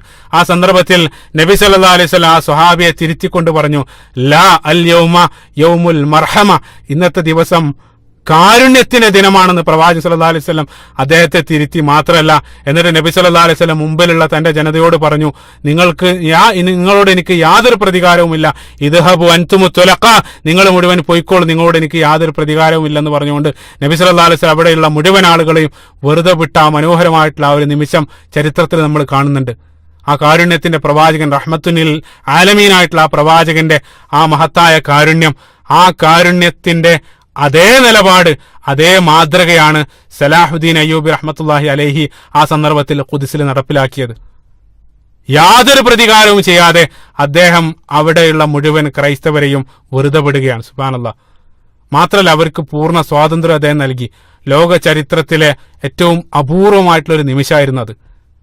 അദ്ദേഹത്തിന്റെ ഈ ഒരു മഹത്തായിട്ടുള്ള ഒരു പ്രവൃത്തി കണ്ടിട്ടാണ് യൂറോപ്യൻ ചരിത്രകാരന്മാർ പോലും പിന്നീട് അദ്ദേഹത്തെ വിളിച്ചത് സലാദീൻ ദ ഗ്രേറ്റ്, സലാഹുദ്ദീൻ, മഹാനായ സലാഹുദ്ദീൻ എന്നാണ് അദ്ദേഹത്തെ അവർ പോലും വിശേഷിപ്പിച്ചതായിട്ട് നമ്മൾ കാണുക. ഈ ഒരു നിർണായക നിമിഷം, അതായത് മുസ്ലിങ്ങൾക്ക് ബൈത്തുൽ മുഖദ്ദസ് അദ്ദേഹം കീഴടക്കിയ സന്ദർഭത്തിൽ, ആ സന്ദർഭത്തിൽ അദ്ദേഹം ഓർക്കുന്നത് തന്റെ ഗുരുനാഥനും അതേപോലെ തന്നെ തന്റെ മുൻഗാമിയായ നൂറുദ്ദീൻ സിംഗിയെ സംബന്ധിച്ചാണ് ആ സന്ദർഭത്തിൽ സലാഹുദ്ദീൻ അയ്യൂബി റഹ്മത്തുള്ളാഹി അദ്ദേഹം ഓർക്കുന്നത്. അദ്ദേഹത്തിന്റെയും വലിയ സ്വപ്നമായിരുന്നു ഈ ബൈത്തുൽ മുഖദ്ദസ് കീഴടക്കുക എന്നുള്ളത്. അപ്പൊ അതുകൊണ്ട് തന്നെ സലാഹുദ്ദീൻ അയ്യൂബി അത് കീഴടക്കിയ സന്ദർഭത്തിൽ ആദ്യം അദ്ദേഹം നൂറുദ്ദീൻ സിംഗി പണിത ആ മിമ്പർ, നേരത്തെ ഞാൻ പറഞ്ഞു, അദ്ദേഹത്തിന്റെ ആഗ്രഹമായിരുന്നത്. അദ്ദേഹം തന്റെ ഗുരുനാഥന്റെ അല്ലെങ്കിൽ തന്റെ മുൻഗാമിയുടെ ആഗ്രഹപ്രകാരം ആ മിമ്പർ മസ്ജിദുൽ അഖ്സയിൽ അദ്ദേഹം സ്ഥാപിച്ചു. ആ മിമ്പർ വീണ്ടും പിന്നീട് 1969 വരെ ആ മിമ്പർ മസ്ജിദുൽ അഖ്സയിൽ ഉണ്ടായിരുന്നു. നമ്മൾ പ്രത്യേകം മനസ്സിലാക്കണം. 1969 മൈക്ക് റോഹാൻ എന്നറിയപ്പെടുന്ന ഒരു ജൂത തീവ്രവാദി അദ്ദേഹം മസ്ജിദുൽ അഖ്സക്ക് തീ കൊളുത്തിയ സന്ദർഭത്തിൽ ആ മിമ്പർ കത്തി നശിച്ചു. ഇന്നും ആ മിമ്പറിന്റെ ചെറിയൊരു അവശിഷ്ടം മസ്ജിദുൽ അഖ്സയിലുള്ള ആ ഒരു മ്യൂസിയത്തിൽ കാണാൻ സാധിക്കുമെന്നാണ് വായിക്കാൻ സാധിച്ചത്. ഏതായിരുന്നാലും സലാഹുദ്ദീൻ അയ്യൂബിയുടെ ആ ഉദാര മനസ്കതക്കും കാരുണ്യത്തിനും അതിന്റെയൊക്കെ കാരണം അദ്ദേഹം സ്വീകരിച്ച മതവും അദ്ദേഹം സ്വീകരിച്ച ആ പ്രവാചകന്റെ മാതൃകയുമായിരുന്നു. പ്രത്യേകം മനസ്സിലാക്കണം. ലോക ചരിത്രത്തിൽ ഇത്രയും മനോഹരമായിട്ടുള്ള കാരുണ്യത്തിന്റെ ആ നിമിഷങ്ങളെല്ലാം യഥാർത്ഥത്തിൽ സംഭാവന ചെയ്തത്, അല്ലെങ്കിൽ അത്തരത്തിലൊരു സംഭാവന ഇസ്ലാമിക ചരിത്രത്തിൽ മാത്രമേ നമുക്ക് ഇത്രയും വലിയ കാരുണ്യത്തിന്റെ നിമിഷങ്ങൾ കാണാൻ സാധിക്കുള്ളൂ. കാരണം ഇസ്ലാം എന്നുള്ളത് സ്നേഹത്തിന്റെ, സാഹോദര്യത്തിന്റെ അല്ലെങ്കിൽ കാരുണ്യത്തിന്റെ മതമാണ്. ആ ഇസ്ലാമിന്റെ പ്രവാചകനും അത് കാരുണ്യത്തിന്റെ പ്രവാചകനാണ്. പ്രത്യേകം നമ്മൾ മനസ്സിലാക്കണം. അത് നമ്മളെക്കാൾ ശത്രുക്കൾ തിരിച്ചറിഞ്ഞിട്ടുണ്ട്. അതുകൊണ്ടാണ് ഇന്ന് ഈ ഒരു മതത്തെ ക്രൂരതയുടെയും ഭീകരതയുടെയും എല്ലാം മതമായിട്ട് ചിത്രീകരിക്കാൻ ശത്രുക്കൾ പരിശ്രമിച്ചുകൊണ്ടിരിക്കുന്നത്. അദ്ദേഹത്തെ അതുകൊണ്ടാണ് യൂറോപ്യൻ ചരിത്രകാരന്മാർ പോലും അദ്ദേഹത്തെ വാനോളം വാഴ്ത്തുന്നതായിട്ട് നമുക്ക് ചരിത്ര ഗ്രന്ഥങ്ങൾ കാണാൻ സാധിക്കും. എത്രത്തോളം എന്ന് വെച്ചാൽ, ഇപ്പോൾ നമുക്കറിയാം, എന്തിനാ 2005 ഒരു ഹോളിവുഡ് ചലച്ചിത്രം ജെറൂസലേമിന്റെ കഥ പറയുന്ന കിങ്ഡം ഓഫ് ഹെവൻ എന്നറിയപ്പെടുന്ന ഒരു പ്രസിദ്ധ ചലച്ചിത്രം പുറത്തു വന്നു. ആ സന്ദർഭത്തിൽ ആ ചലച്ചിത്രത്തിൽ പോലും സലാഹുദ്ദീൻ റഹിമ അദ്ദേഹത്തിന്റെ ഉദാര മനസ്കതയും ആ കാരുണ്യവും എല്ലാം ഏറെക്കുറെയൊക്കെ നീതി പുലർത്തിക്കൊണ്ട് ആ സിനിമയിൽ അവർ ചിത്രീകരിച്ചു. അതുകൊണ്ട് തന്നെ ആ സിനിമ വലിയ വിവാദം ഏറ്റുവാങ്ങേണ്ടി വന്നു. അതായത് ചരിത്രത്തെ സത്യസന്ധമായിട്ട് നിരീക്ഷിക്കുന്ന ഒരാൾക്ക് ഇസ്ലാം ചരിത്രത്തിലുടനീളം കാണിച്ച ആ കാരുണ്യത്തെ കൃത്യമായിട്ട് തിരിച്ചറിയാൻ സാധിക്കുന്നുള്ള സുബ്ഹാനല്ലാഹ്. അപ്പൊ അദ്ദേഹം കാണിച്ച ആ ഒരു കാരുണ്യത്തിന് അദ്ദേഹത്തിന് പ്രചോദനമായത് അദ്ദേഹം സ്വീകരിച്ച മതവും അദ്ദേഹത്തിന്റെ പ്രവാചകനായിരുന്നു. അത് പ്രത്യേകം നമ്മൾ മനസ്സിലാക്കണം. അപ്പൊ അതുകൊണ്ട് തന്നെ അദ്ദേഹം സ്വീകരിച്ച സന്ദർഭത്തിൽ ചില മുസ്ലിങ്ങൾ വന്നിട്ട് അദ്ദേഹത്തോട് പറഞ്ഞു, അവിടെ ഉണ്ടായിരുന്ന ആ ക്രൈസ്തവ ദേവാലയം പൊളിച്ച് നമുക്കവിടെ പള്ളി പണിയാമെന്ന് സലാഹുദ്ദീനോട് ചില ആളുകൾ പറഞ്ഞ സന്ദർഭത്തിൽ അദ്ദേഹം നൽകിയ മറുപടി പ്രസിദ്ധ. അദ്ദേഹം പറഞ്ഞു, ഉമർ നിലനിർത്തിയത് ഞാൻ പൊളിക്കുകയെന്നാണ് അദ്ദേഹം ചോദിച്ചത്. ഉമർ റളിയല്ലാഹു അൻഹു നിലനിർത്തിയത് സലാഹുദ്ദീൻ പൊളിക്കുകയെന്നാണ് അദ്ദേഹം അവരോട് ചോദിച്ചത്. നിങ്ങൾ ചിന്തിച്ചു നോക്കുക. ആ ഒരു മറുപടി അവർക്ക് നൽകിയതോടുകൂടെ പിന്നീട് ആ ഒരു ആവശ്യവുമായിട്ട് അവർ വന്നിട്ടില്ല എന്നുള്ളതാണ്. ഈ സലാഹുദ്ദീൻ അയ്യൂബി അദ്ദേഹം ഈ ഖുദ്സ് തിരിച്ചു പിടിച്ച വാർത്ത കേട്ട് യൂറോപ്പ് ഞെട്ടി. എത്രത്തോളം എന്ന് വെച്ചാൽ ആ വാർത്ത കേട്ട് അവരുടെ പോപ്പ് ഹൃദയാഘാതം വന്ന് മരണപ്പെട്ടു എന്നാണ് ചരിത്രത്തിൽ കാണാൻ സാധിക്കുന്നത്. അതായിരുന്നു പിന്നീട് 1190 നടന്ന 3-ാം കുരിശ് യുദ്ധത്തിന്റെ കാരണമായി തീർന്നത്. അതുകൊണ്ടാണ് ഈ സലാഹുദ്ദീൻ അദ്ദേഹം ഇത് തിരിച്ചു പിടിച്ചത് അറിഞ്ഞതിന് ശേഷം യൂറോപ്പിൽ നിന്നും 3-ാം കുരിശ് യുദ്ധ സേന വരികയാണ്. 3-ാം കുരിശ് യുദ്ധത്തിൽ പ്രധാനമായിട്ട് നമുക്കറിയാം ഇംഗ്ലണ്ടിലെ രാജാവ് റിച്ചാർഡ്, അല്ലെങ്കിൽ അദ്ദേഹത്തെ അറിയപ്പെടുന്നത് റിച്ചാർഡ് ദ ലയൺ ഹാർട്ട് എന്നാണ്. അദ്ദേഹം അടങ്ങുന്ന, അതായത് ഇംഗ്ലണ്ടിലെ ആ രാജാവടക്കം യൂറോപ്പിലെ 3 പ്രഗത്ഭരായ രാജാക്കന്മാരുടെ നേതൃത്വത്തിലായിരുന്നു 3-ാം കുരിശ് സേന എത്തിയത്. അവർ സലാഹുദ്ദീൻ അയ്യൂബിയുമായിട്ട് വീണ്ടും യുദ്ധം നടക്കുന്നുണ്ട്. അതിനുശേഷം വരുന്ന അർസൂഫ് യുദ്ധം, അതേപോലെ തന്നെ അക്കയിൽ നടന്ന അക്ക ഉപരോധം, ഇതേ രൂപത്തിലുള്ള നിരവധി ചരിത്രങ്ങൾ നമ്മളുമായിട്ട് ബന്ധപ്പെടുന്നതല്ല. ഏതായിരുന്നാലും ചുരുക്കത്തിൽ അവസാനം 3-ാം കുരിശ് യുദ്ധം അവസാനിക്കുന്ന സന്ദർഭത്തിൽ മുസ്ലിങ്ങളുടെ കയ്യിൽ തന്നെ ബൈത്തുൽ മുഖദ്ദസ് നൽകിക്കൊണ്ട് ആ 3-ാം കുരിശ് സേനയുടെ നായകൻ റിച്ചാർഡ് ദ ലയൺ ഹാർട്ട് അദ്ദേഹം പരാജിതനായിട്ട് യൂറോപ്പിലേക്ക് മടങ്ങുന്നതാണ് നമ്മൾ ആ ചരിത്രത്തിൽ കാണുന്നത്. സുബ്ഹാനല്ലാഹ്. അപ്പൊ ചരിത്രം ഈ സലാഹുദ്ദീൻ അയ്യൂബി അദ്ദേഹം ഈ ഖുദ്സ് കീഴടക്കിയ സന്ദർഭത്തിൽ അദ്ദേഹം ക്രൈസ്തവർ അവിടെ നിന്ന് ആട്ടി ഓടിച്ച ജൂതന്മാർക്ക് വീണ്ടും പ്രവേശനാനുമതി നൽകി. പ്രത്യേകം മനസ്സിലാക്കണം. 91 വർഷ കാലഘട്ടത്തിൽ ക്രൈസ്തവരത് പിടിച്ചടക്കിയ സന്ദർഭത്തിൽ അവിടെ ഉണ്ടായിരുന്ന മുഴുവൻ ജൂതന്മാരെ ആട്ടിയോടിച്ചിരുന്നു. അവർക്ക് വീണ്ടും പ്രവേശനാനുമതി സലാഹുദ്ദീൻ അയ്യൂബി നൽകുകയാണ്. സുബ്ഹാനല്ലാഹ്. അപ്പൊ ചരിത്രത്തിലുടനീളം ജൂതന്മാരെ സംരക്ഷിച്ചത് മുസ്ലിങ്ങളായിരുന്നു. ലോകത്തിന്റെ പല ഭാഗത്തു നിന്ന് അവരെ ആട്ടിയോടിച്ച സന്ദർഭത്തിലെല്ലാം അവർക്ക് അഭയം നൽകി അവരെ സംരക്ഷിച്ചത് മുസ്ലിം ഭരണാധികാരികളായിരുന്നു എന്നുള്ളത് അനിഷേധ്യമായിട്ടുള്ളൊരു ചരിത്ര യാഥാർത്ഥ്യമാണ്. മുസ്ലിം ഭരണത്തിന് കീഴിൽ ക്രൈസ്തവരും ജൂതന്മാരെല്ലാം പരസ്പരം സ്നേഹത്തോടെയും സഹകരണത്തോടെയും ജീവിച്ചതാണ് നമ്മൾ ചരിത്രത്തിലുടനീളം കാണുന്നത്. അതിന് ഏറ്റവും നല്ല തെളിവാണ് നബി സല്ലല്ലാഹു അലൈഹി വസല്ലമയുടെ കാലഘട്ടത്തിന് ശേഷം ഇസ്ലാമിക ചരിത്രത്തിൽ ഏറ്റവും കത്തിജ്വലിക്കുന്ന അധ്യായമായിട്ട് അറിയപ്പെടുന്ന മുസ്ലിം സ്പെയിനിന്റെ ചരിത്രം. സുബ്ഹാനല്ലാഹ്. 800 വർഷത്തോളം വരുന്ന ആ വലിയ കാലഘട്ടം മുസ്ലിങ്ങൾ സ്പെയിന് ഭരിച്ച സന്ദർഭത്തിൽ മുസ്ലിങ്ങളും ജൂതരും ക്രൈസ്തവരും ഒരേപോലെ സമാധാനത്തോട് ജീവിച്ച, വളരെ സഹിഷ്ണുതയോടുകൂടി ജീവിച്ച ചരിത്രത്തിലെ ഏറ്റവും മനോഹരമായിട്ടുള്ള മുഹൂർത്തങ്ങൾ സംഭാവന ചെയ്തത് മുസ്ലിം സ്പെയിനിലായിരുന്നു. അത്ഭുതം എന്താണെന്ന് വെച്ചാൽ ഇന്നത്തെ ജൂതന്മാർ പോലും അവരുടെ ഏറ്റവും സുവർണ കാലഘട്ടമായിട്ട്, അവരുടെ ഗോൾഡൻ ഏജ് ആയിട്ട് അവർ കണക്കാക്കുന്നത് മുസ്ലിം സ്പെയിനിലുള്ള അവരുടെ കാലഘട്ടമാണ്. സുബ്ഹാനല്ലാഹ്, മുസ്ലിം സ്പെയിനിൽ അവർ ജീവിച്ച കാലഘട്ടമാണ് ജൂത ചരിത്രത്തിൽ ഏറ്റവും സുവർണ കാലഘട്ടമായിട്ട് അവർ വിശ്വസിക്കുന്നത്. അപ്പൊ ജൂതന്മാര് അവരുടെ രണ്ടാം മൂസയായിട്ട് പരിഗണിക്കപ്പെടുന്നത്, അതായത് മൂസാ നബി അലൈഹി സ്വലാത്തു വസ്സലാം അവരുടെ ഏറ്റവും പ്രധാനപ്പെട്ട പ്രവാചകനാണ്. അവരുടെ രണ്ടാം മൂസയായിട്ട് അവർ പരിഗണിക്കപ്പെടുന്ന ജൂതന്മാരുടെ പ്രധാനപ്പെട്ട പണ്ഡിതനായ മൂസ ബിൻ മൈമൂൻ എന്നറിയപ്പെടുന്ന ഒരു വ്യക്തിയുണ്ട്.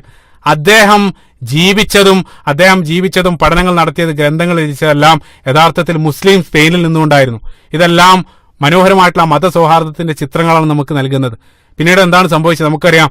മുസ്ലിം സ്പെയിന് ക്രൈസ്തവർ കീഴടക്കി, റിക്കോങ്കസ്റ്റ എന്ന പേരിൽ ക്രൈസ്തവർ മുസ്ലിം സ്പെയിന് കീഴടക്കിയ സന്ദർഭത്തിൽ അവിടെ ഉണ്ടായിരുന്ന മുഴുവൻ മുസ്ലിങ്ങളെയും ജൂതന്മാരെയും ക്രൈസ്തവർ കൂട്ടക്കൊല ചെയ്ത് അവിടുന്ന് ആട്ടി ഓടിച്ച സന്ദർഭത്തിലും ജൂതർക്ക് വീണ്ടും അഭയം നൽകിയത് ഓട്ടോമൻ ഖലീഫമാരായിരുന്നു, ഓട്ടോമൻ തുർക്കിയായിരുന്നു.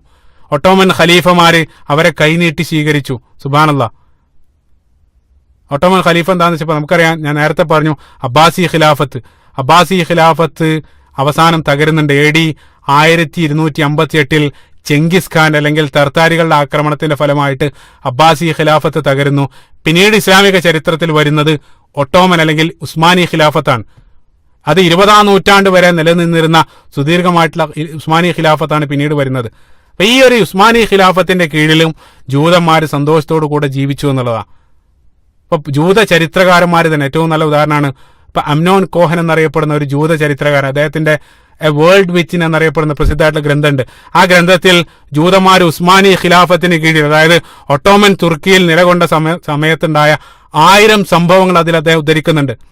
അതിൽ എത്രത്തോളം എന്ന് വെച്ചാൽ പല സന്ദർഭത്തിലും ജൂതന്മാര് എന്തെങ്കിലും ഒരു കേസ് ഉണ്ടാകുന്ന സന്ദർഭത്തിൽ അവരുടെ കോടതിയിൽ പോലും പോകാതെ മുസ്ലിം ഖാദിമാരുടെ അടുത്ത് വന്നുകൊണ്ട് നിയമോപദേശം തേടുന്ന, അല്ലെങ്കിൽ അവിടേക്ക് പോകുന്നതായിട്ടുള്ള മനോഹരമായിട്ടുള്ള ചരിത്രമൊക്കെ പറയുന്നുണ്ട്. കാരണം തങ്ങളുടെ കോടതിയിൽ പോകുന്നതിനേക്കാൾ നീതി മുസ്ലിം കോടതികളിൽ നിന്ന് ലഭിക്കുമെന്ന് ജൂതന്മാർക്ക് ഉറപ്പുണ്ടായിരുന്നു. ആ രൂപത്തിലായിരുന്നു അവരവിടെ ജീവിച്ചത്. ചുരുക്കത്തിൽ ജൂതന്മാരെന്നും മുസ്ലിങ്ങളുടെ മിത്രങ്ങളായിരുന്നു എന്ന് പ്രത്യേകം നമ്മൾ മനസ്സിലാക്കണം. ജൂതന്മാർക്ക് അഭയം നൽകി സംരക്ഷിച്ചതെല്ലാം മുസ്ലിം രാഷ്ട്രങ്ങളായിരുന്നു ചരിത്രത്തിലുടനീളം. പിന്നീട് എന്തുകൊണ്ട് ഇന്ന് ഈ രൂപത്തിലായി, അതാണ് നമ്മൾ പരിശോധിക്കേണ്ടത്. യഥാർത്ഥത്തിൽ ഇന്നും നമ്മൾ ജൂതന്മാരെയല്ല എതിർക്കുന്നത്, പ്രത്യേകം മനസ്സിലാക്കണം.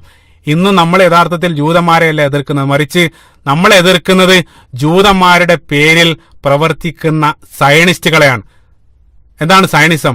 1896 തിയോഡർ ഹെർസൽ എന്നറിയപ്പെടുന്ന ഹോളണ്ടുകാരനായിട്ടൊരു ഒരു ജൂതൻ, അദ്ദേഹം ജൂതന്മാർക്ക് സ്വന്തമായിട്ടൊരു രാഷ്ട്രം വേണമെന്നുള്ളൊരു വാദം ഉന്നയിച്ചുകൊണ്ട് രംഗത്ത് വരുന്നത്. അദ്ദേഹം തന്റെ വാദത്തെ വിവരിച്ചുകൊണ്ട് ദ ജൂയിഷ് സ്റ്റേറ്റ് എന്നറിയപ്പെടുന്ന ഒരു ഗ്രന്ഥം അദ്ദേഹം എഴുതി.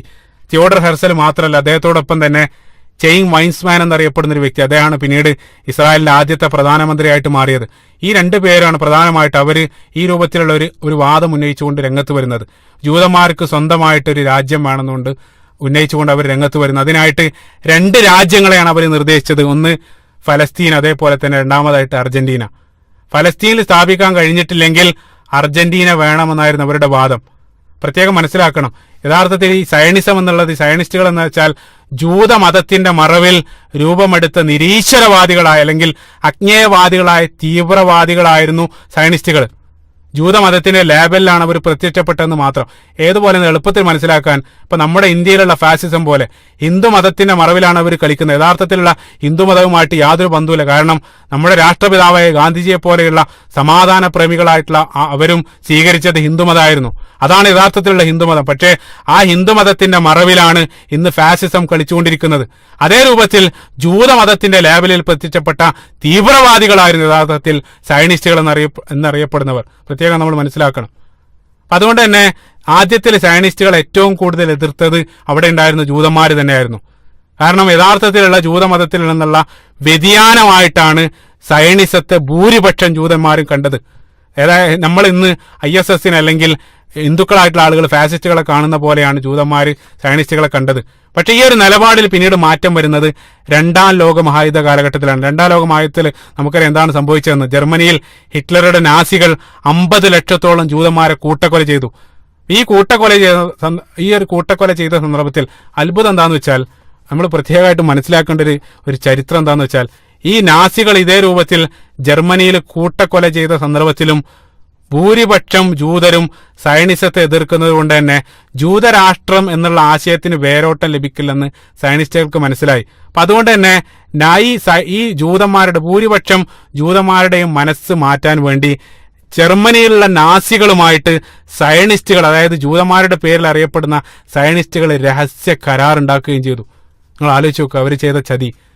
1933 ഈ ജർമ്മനിയിലെ നാസികളും സയനിസ്റ്റുകളും തമ്മിലുണ്ടാക്കിയ ഹവാര ഉടമ്പടി പ്രസിദ്ധമാണ്. ഇപ്പൊ ഹിറ്റ്ലറിന്റെ അവർ ചിന്തിച്ചെന്താ വെച്ചാൽ, ഹിറ്റ്ലറിന്റെ പീഡനം കൂടുതൽ രൂക്ഷമാകുന്നതോടുകൂടെ ജൂതന്മാരെല്ലാം മാറ്റി ചിന്തിച്ച് ഇസ്രായേൽ എന്നുള്ള ആ ഒരു രാഷ്ട്രത്തെ അല്ലെങ്കിൽ അവരുടെ ആ വാദത്തെ സപ്പോർട്ട് ചെയ്യുമെന്ന് അവർ ആശിക്കുകയാണ്. അതിനുവേണ്ടി അവര് നാസികളെ പിന്താങ്ങി എന്നുള്ളതാണ്. സയനിസ്റ്റുകൾ നാസികളെ പിന്താങ്ങി. ഇത് ഞാൻ വെറുതെ പറയുന്നല്ല, നിങ്ങൾ ജൂത ചരിത്രകാരന്മാർ തന്നെ, അതായത് ജൂയിഷ് ഹിസ്റ്റോറിയൻസ് തന്നെ, ഏറ്റവും പ്രധാനമായിട്ട് ലെനി ബ്രിണ്ണർ എന്നറിയപ്പെടുന്ന ജൂത ചരിത്രകാരൻ, അദ്ദേഹം രചിച്ച Zionism in the age of dictators എന്നറിയപ്പെടുന്ന ഒരു ഗ്രന്ഥമുണ്ട്. ആ ഗ്രന്ഥത്തിൽ അദ്ദേഹം പറയുന്നുണ്ട്, ഇസ്രായേൽ രാഷ്ട്രം രൂപീകൃതമാകാതെ ജൂതർക്ക് മറ്റൊരു ലക്ഷ്യവുമില്ലെന്ന് ജൂതന്മാരെ മാറ്റി ചിന്തിപ്പിക്കാൻ വേണ്ടി അവിടെ ഉണ്ടായിരുന്ന സയനിസ്റ്റുകൾ നാസികളുമായിട്ട് രഹസ്യ ഉടമ്പടി ഉണ്ടാക്കി എന്നുള്ളതാണ്. അപ്പൊ അതുകൊണ്ട് തന്നെ ആ ഒരു ഹിറ്റ്ലറിന്റെ ആ ഒരു ആക്രമണം കാരണം പിന്നീട് ജൂതന്മാർ മാറ്റി ചിന്തിക്കാൻ തുടങ്ങി. അങ്ങനെ പിന്നീട് ജൂതന്മാർ ഓരോരുത്തരായിട്ട് ഫലസ്തീനിലേക്ക് അവർ കുടിയേറാൻ തുടങ്ങി. അതാണ് ചരിത്രം. ഇപ്പൊ മറ്റൊരു കാര്യം നമ്മൾ മനസ്സിലാക്കേണ്ടത്, ഇന്നും വലിയൊരു വിഭാഗം ജൂതന്മാർ സയനിസത്തിനെതിരായിട്ട് സംസാരിക്കുന്നവരാണ്. പ്രത്യേകം മനസ്സിലാക്കണം, ഇന്നും സയനിസത്തെ ശക്തമായിട്ട് എതിർക്കുന്ന വലിയൊരു വിഭാഗം ജൂതന്മാരുണ്ട് എന്നുള്ളതാണ്. ഇപ്പൊ ഈ ഒരു ട്രംപിന്റെ പ്രഖ്യാപനം വന്ന സന്ദർഭത്തിൽ അതിനെ പ്രതിഷേധിക്കാൻ ജൂതന്മാരും മുന്നിലുണ്ടായിരുന്നു എന്ന് നമ്മൾ മറക്കരുത്.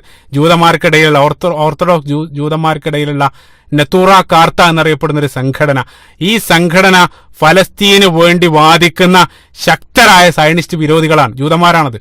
പ്രത്യേകം നമ്മൾ മനസ്സിലാക്കുക. അപ്പോൾ ഞാൻ ഇവിടെ പറഞ്ഞുകൊണ്ടിരുന്നത് വെച്ചാൽ ജൂതന്മാരല്ല നമ്മുടെ പ്രശ്നം, മറിച്ച് നമ്മുടെ പ്രശ്നം സയനിസ്റ്റുകളാണ്.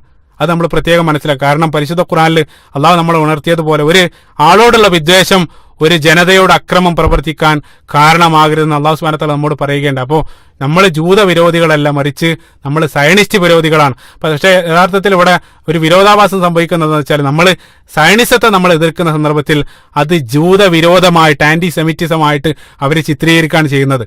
ഇന്ത്യയിലും അതേ ചീട്ടാണ് അവർ ഇളക്കുന്നത്. ഫാസിസത്തെ എതിർക്കുമ്പോൾ ഹിന്ദുത്വ വിരോധികളായിട്ട് നമ്മളെ ചിത്രീകരിക്കുകയാണ്. സുബ്ഹാനല്ലാഹ്. അപ്പൊ യഥാർത്ഥത്തിൽ ഈ സയനിസം, ഞാൻ പറഞ്ഞു, സയനിസം അവരുണ്ടാക്കി, സയനിസ്റ്റുകൾ ഫലസ്തീന് സ്വന്തമാക്കാനുള്ള ശ്രമം അവർ ആരംഭിക്കുകയാണ്. അങ്ങനെ 1800കളുടെ അന്ത്യമായപ്പോൾ ഉസ്മാനി ഖിലാഫത്ത് ദുർബലമായിട്ട് അവർ തകർന്നു വരികയായിരുന്നു. ആ തകർച്ച നേരിട്ടുകൊണ്ടിരിക്കുന്ന സന്ദർഭത്തിൽ 1897 അടുത്ത കാലമാണ്, 1897 അന്നത്തെ ഉസ്മാനി ഖലീഫയായിരുന്ന അബ്ദുൽ ഹമീദിനെ ഈ സയനിസ്റ്റുകൾ സമീപിച്ചു. എന്നിട്ട് അവർ ചോദിച്ചു, ഈ ഉസ്മാനി ഖലീഫയോട് അവർ ചോദിച്ചു, ഞങ്ങൾക്ക് ആ ഒരു ഭൂമി വിട്ടു തരികയാണെങ്കിൽ, അതായത് അന്ന് ഫലസ്തീൻ തുർക്കികളുടെ അധീനതയിലാണ്, ഉസ്മാനി ഖിലാഫത്തിന്റെ കീഴിലാണെന്ന് ഫലസ്തീൻ ഉണ്ടായിരുന്നത്. അപ്പൊ ജൂതന്മാർ അവരെ ഈ സയനിസ്റ്റുകൾ സമീപിച്ചുകൊണ്ട് പറഞ്ഞു, ആ ഭൂമി നിങ്ങൾ വിട്ടു തരികയാണെങ്കിൽ അവർ ഭീമമായിട്ട് തുക ഓഫർ ചെയ്തു. 150 കോടി പൗണ്ടാണ് അവർ അന്നത്തെ ഖലീഫക്ക് അവർ ഓഫർ ചെയ്തത്. അതായത് കടക്കണിയിൽ അകപ്പെട്ടുകൊണ്ടിരിക്കുന്ന ഖലീഫ ആ ഒരു ഓഫർ, തങ്ങളുടെ ഓഫറിന് വഴങ്ങുമെന്ന് അവർ തെറ്റിദ്ധരിച്ചു. പക്ഷേ സുബ്ഹാനല്ലാഹ്, ആ സന്ദർഭത്തിൽ മുസ്ലിം ഖലീഫ, ഉസ്മാനി ഖലീഫയായിരുന്ന ഈ അബ്ദുൽ ഹമീദ്, അദ്ദേഹം നൽകിയ മറുപടി ചരിത്രപ്രസിദ്ധമാണ്. അദ്ദേഹം പറഞ്ഞു, ഫലസ്തീന്റെ ഒരു ഇഞ്ച് ഭൂമി ഞാൻ ജീവിക്കുന്ന കാലം അത്രയും ഞാൻ നിങ്ങൾക്ക് വിട്ടുതരികയില്ല. ഫലസ്തീൻ എന്നുള്ളത് എന്റെ സ്വകാര്യ സ്വത്തല്ല. അദ്ദേഹം പറഞ്ഞ വാക്കുകളാണ്. ഫലസ്തീൻ എന്നുള്ളത് എന്റെ സ്വകാര്യ സ്വത്തല്ല, മറിച്ച് അത് മുസ്ലിങ്ങളുടെ ഭൂമിയാണ്. അവര് ഈ ഭൂമിക്ക് വേണ്ടി പടപൊരുതിയവരാണ്. അവരുടെ രക്തം ചിന്ത ഭൂമിയാണിത്. അതുകൊണ്ട് എന്റെ ജീവിതകാലത്ത് ഞാൻ അതിന് സമ്മതിക്കില്ല എന്നുള്ള ആ ഖലീഫയുടെ ചരിത്രപ്രസിദ്ധമായിട്ടുള്ള വാക്കുകൾ നമുക്ക് ചരിത്രത്തിൽ കാണാൻ സാധിക്കും. സുബ്ഹാനല്ലാഹ്. അപ്പൊ ഇതേ രൂപത്തിലൊരു നിലപാട് അദ്ദേഹം സ്വീകരിച്ചു. അതുകൊണ്ട് തന്നെ ആ ഭൂമി കിട്ടില്ല എന്നുള്ളത് സയനിസ്റ്റുകൾക്ക് മനസ്സിലായി. അതിനുള്ള ശ്രമങ്ങൾ അവർ വീണ്ടും തുടർന്നുകൊണ്ടിരിക്കുകയാണ്. പിന്നീട് സിയോണിസ്റ്റുകളുടെ ആ ഒരു സ്വപ്നം പൂവണിയുന്നത് യഥാർത്ഥത്തിൽ അതിൽ പ്രധാനപ്പെട്ട അതിൻ്റെ ആ ഒരു സ്വപ്നം പൂവണിയാൻ പ്രധാനപ്പെട്ട പങ്ക് വഹിക്കുന്നത് പിന്നീട് വന്ന 1914 വന്ന ഒന്നാം ലോക മഹായുദ്ധമാണ്. ഒന്നാം ലോക മഹായുദ്ധത്തിന് മുമ്പ് അതിനു മുമ്പേ ജൂതര് ചെറിയ തോതിൽ ഈ ഫലസ്തീനിലേക്ക് അവർ കുടിയേറാൻ തുടങ്ങിയിരുന്നു, പ്രത്യേകം മനസ്സിലാക്കണം. പക്ഷെ അതിന്റെ മൂർധന്യാവസ്ഥ കൈവരിക്കുന്നത് രണ്ടാം ലോക മഹായുദ്ധ കാലഘട്ടത്തിലാണ്. രണ്ടാം ലോക മഹായുദ്ധ കാലത്തിലാണ് ഹിറ്റ്ലറിന്റെ ആ ക്രൂരത അരങ്ങേറുന്നത്. ആ സന്ദർഭത്തിലാണ് അവർ വമ്പിച്ച തോതിൽ അങ്ങോട്ട് കുടിയേറ്റം ആരംഭിച്ചത്. ഇപ്പോൾ 1914 ഒന്നാം ലോക മഹായുദ്ധം വന്ന സന്ദർഭത്തിലും മുസ്ലിം ഖിലാഫത്ത് വ്യവസ്ഥ നിലനിൽക്കുന്നുണ്ടെന്ന് പ്രത്യേകം ഓർക്കണം. അപ്പൊ അവര് വളരെ ദുർബലമായിരുന്നു. ആ സന്ദർഭത്തിൽ ഓട്ടോമൻ ഖലീഫമാർ അറിയപ്പെട്ടത് തന്നെ, അല്ലെങ്കിൽ ഓട്ടോമൻ സാമ്രാജ്യം അറിയപ്പെട്ടത് തന്നെ സിക്ക് മാൻ ഓഫ് യൂറോപ്പ്, അല്ലെങ്കിൽ യൂറോപ്പിലെ രോഗികൾ എന്നുള്ള അപരനാമത്തിലാണ് മുസ്ലിം സാമ്രാജ്യം അറിയപ്പെട്ടത്. അത്രയും ദുർബലമായിരിക്കുന്ന സന്ദർഭമാണ്. ഈ ഒരു ദുർബലമായിരിക്കുന്ന സന്ദർഭത്തിൽ തന്നെ ഓട്ടോമൻ ഖലീഫമാർ ആദ്യത്തെ ഒന്നാം ലോക മഹായുദ്ധത്തിൽ ജർമ്മനിയുടെ സഖ്യകക്ഷിയായിട്ട് അവർ പങ്കുചേർന്നു. അതായത് മുസ്ലിം ഖലീഫമാര് ഒന്നാം ലോക മഹായുദ്ധത്തിൽ ജർമ്മനിയുടെ സഖ്യകക്ഷിയായിട്ട് യുദ്ധത്തിൽ പങ്കുചേർന്നു. ആ സന്ദർഭത്തിൽ മുസ്ലിം ഖലീഫ മുസ്ലിം ലോകത്തോട് ജിഹാദിന് ഉത്തരവിട്ട സന്ദർഭത്തിൽ മുസ്ലിം ലോകത്തുള്ള മുഴുവൻ ആളുകളും ഈ ഖലീഫയുടെ ഉത്തരവിനെ അവർ അനുസരിച്ചു. എത്രത്തോളം എന്ന് വെച്ചാൽ ആ സന്ദർഭത്തിൽ അറബ് മുസ്ലിങ്ങൾ ഈ ഓട്ടോമൻ അല്ലെങ്കിൽ തുർക്കികൾക്കെതിരായിരുന്നു, അവരോട് ശത്രുത പുലർത്തിയ സമയമാണ്. പക്ഷെ എന്നിട്ടും അവർ പോലും അതിനെ സപ്പോർട്ട് ചെയ്തു. നമ്മൾ ഒരുമിച്ച് നിന്നൊന്ന് ചുരുക്കി പറയണം, ആ സന്ദർഭത്തിൽ ദുർബലരായിട്ടും, അതായത് ദുർബലരെന്ന് വിളിക്കുന്ന ആ ഓട്ടോമൻ ഖലീഫമാര് ആദ്യ യുദ്ധത്തിൽ അത്ഭുതപ്പെടുത്തുന്ന രൂപത്തിൽ ഉസ്മാനികൾ അല്ലെങ്കിൽ ഉസ്മാനി ഖിലാഫത്തിലുള്ള നമ്മുടെ ഖലീഫ ബ്രിട്ടനെ ഗലപ്പോളിയിൽ വെച്ചുകൊണ്ട് അവർ കീഴടക്കി. ബാറ്റിൽ ഓഫ് ഗാലപ്പോളി എന്ന പേരിൽ ആ യുദ്ധം പ്രസിദ്ധമാണ്.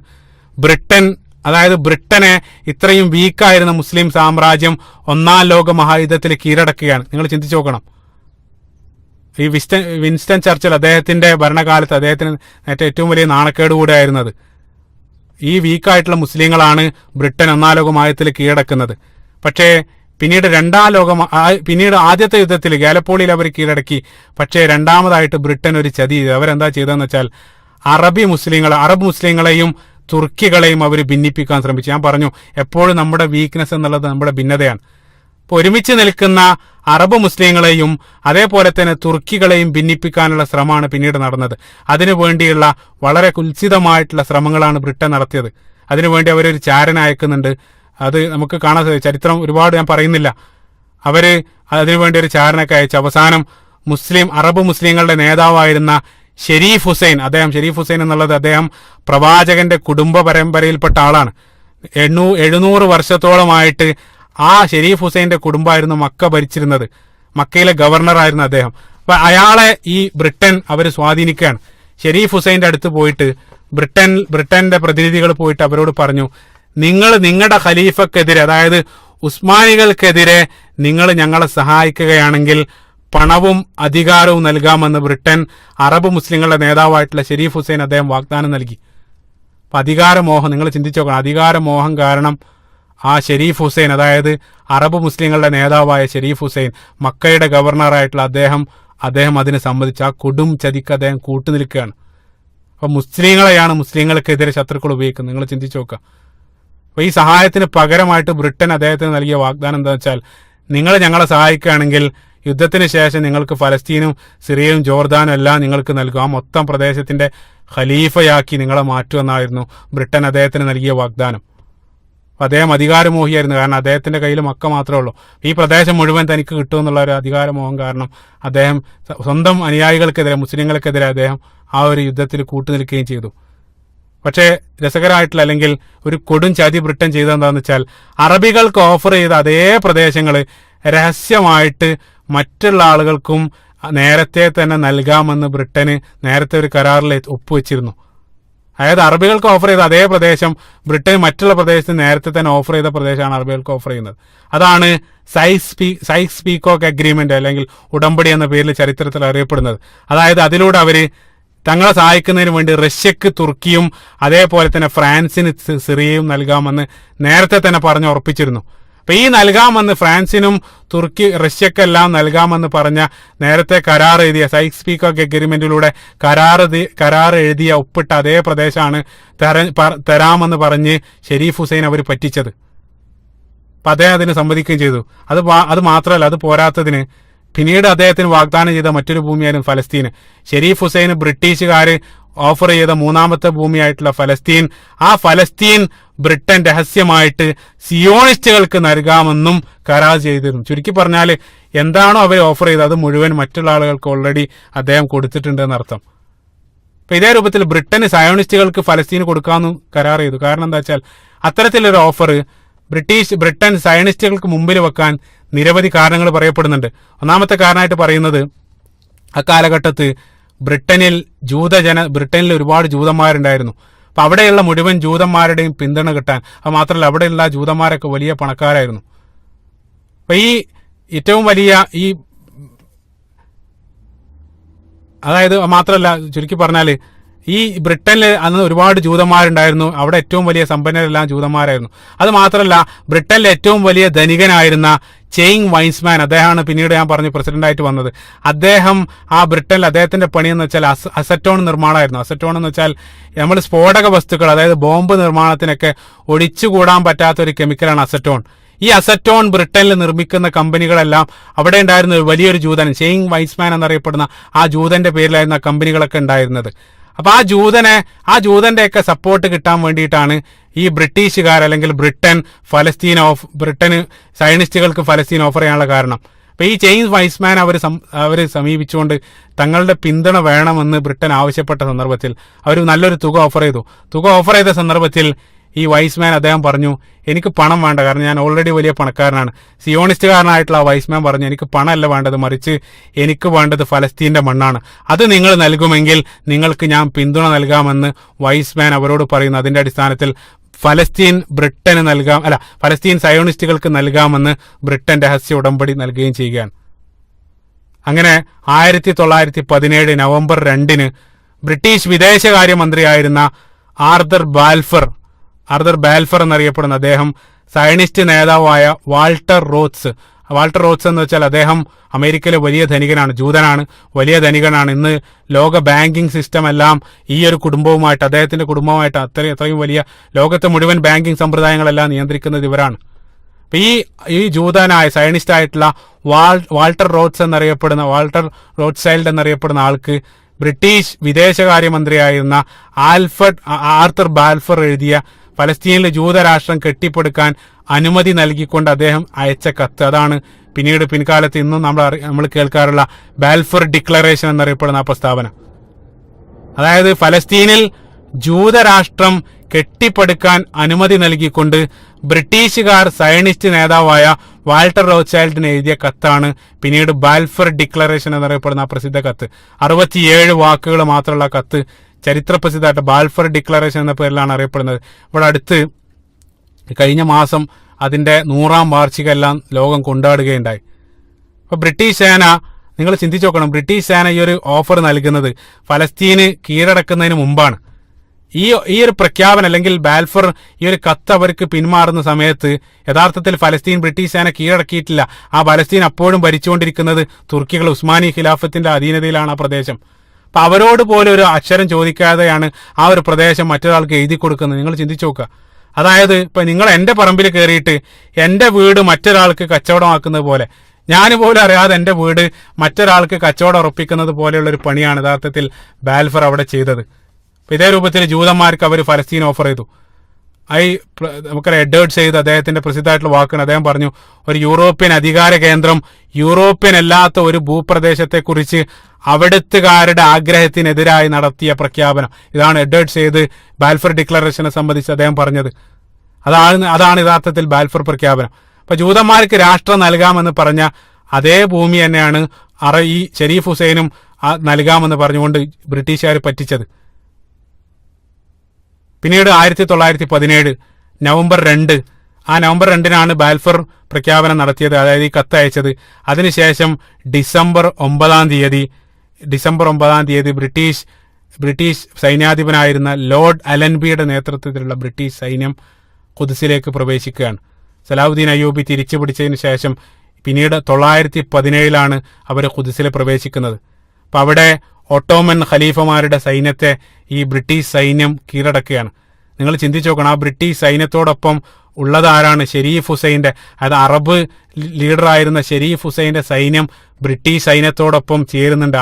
ആർക്കെതിരെ യുദ്ധം ചെയ്താൻ? ഇതേ രൂപത്തിൽ ഒട്ടോമൻ ഖലീഫമാരുടെ സൈന്യത്തിനെതിരെ, അതായത് മുസ്ലിങ്ങൾക്കെതിരെയാണ് അവർ ഉപയോഗിച്ചത്. ആ സന്ദർഭത്തിൽ അവിടെ നിന്ന്, അതായത് 917 ഡിസംബർ 9 ഈ അലൻബി, ലോർഡ് അലൻബി എന്നറിയപ്പെടുന്ന ആ ബ്രിട്ടീഷ് സൈന്യാധിപൻ നമ്മളിൽ നിന്നും വീണ്ടും ഖുദ്സ് തിരിച്ചു പിടിക്കാൻ.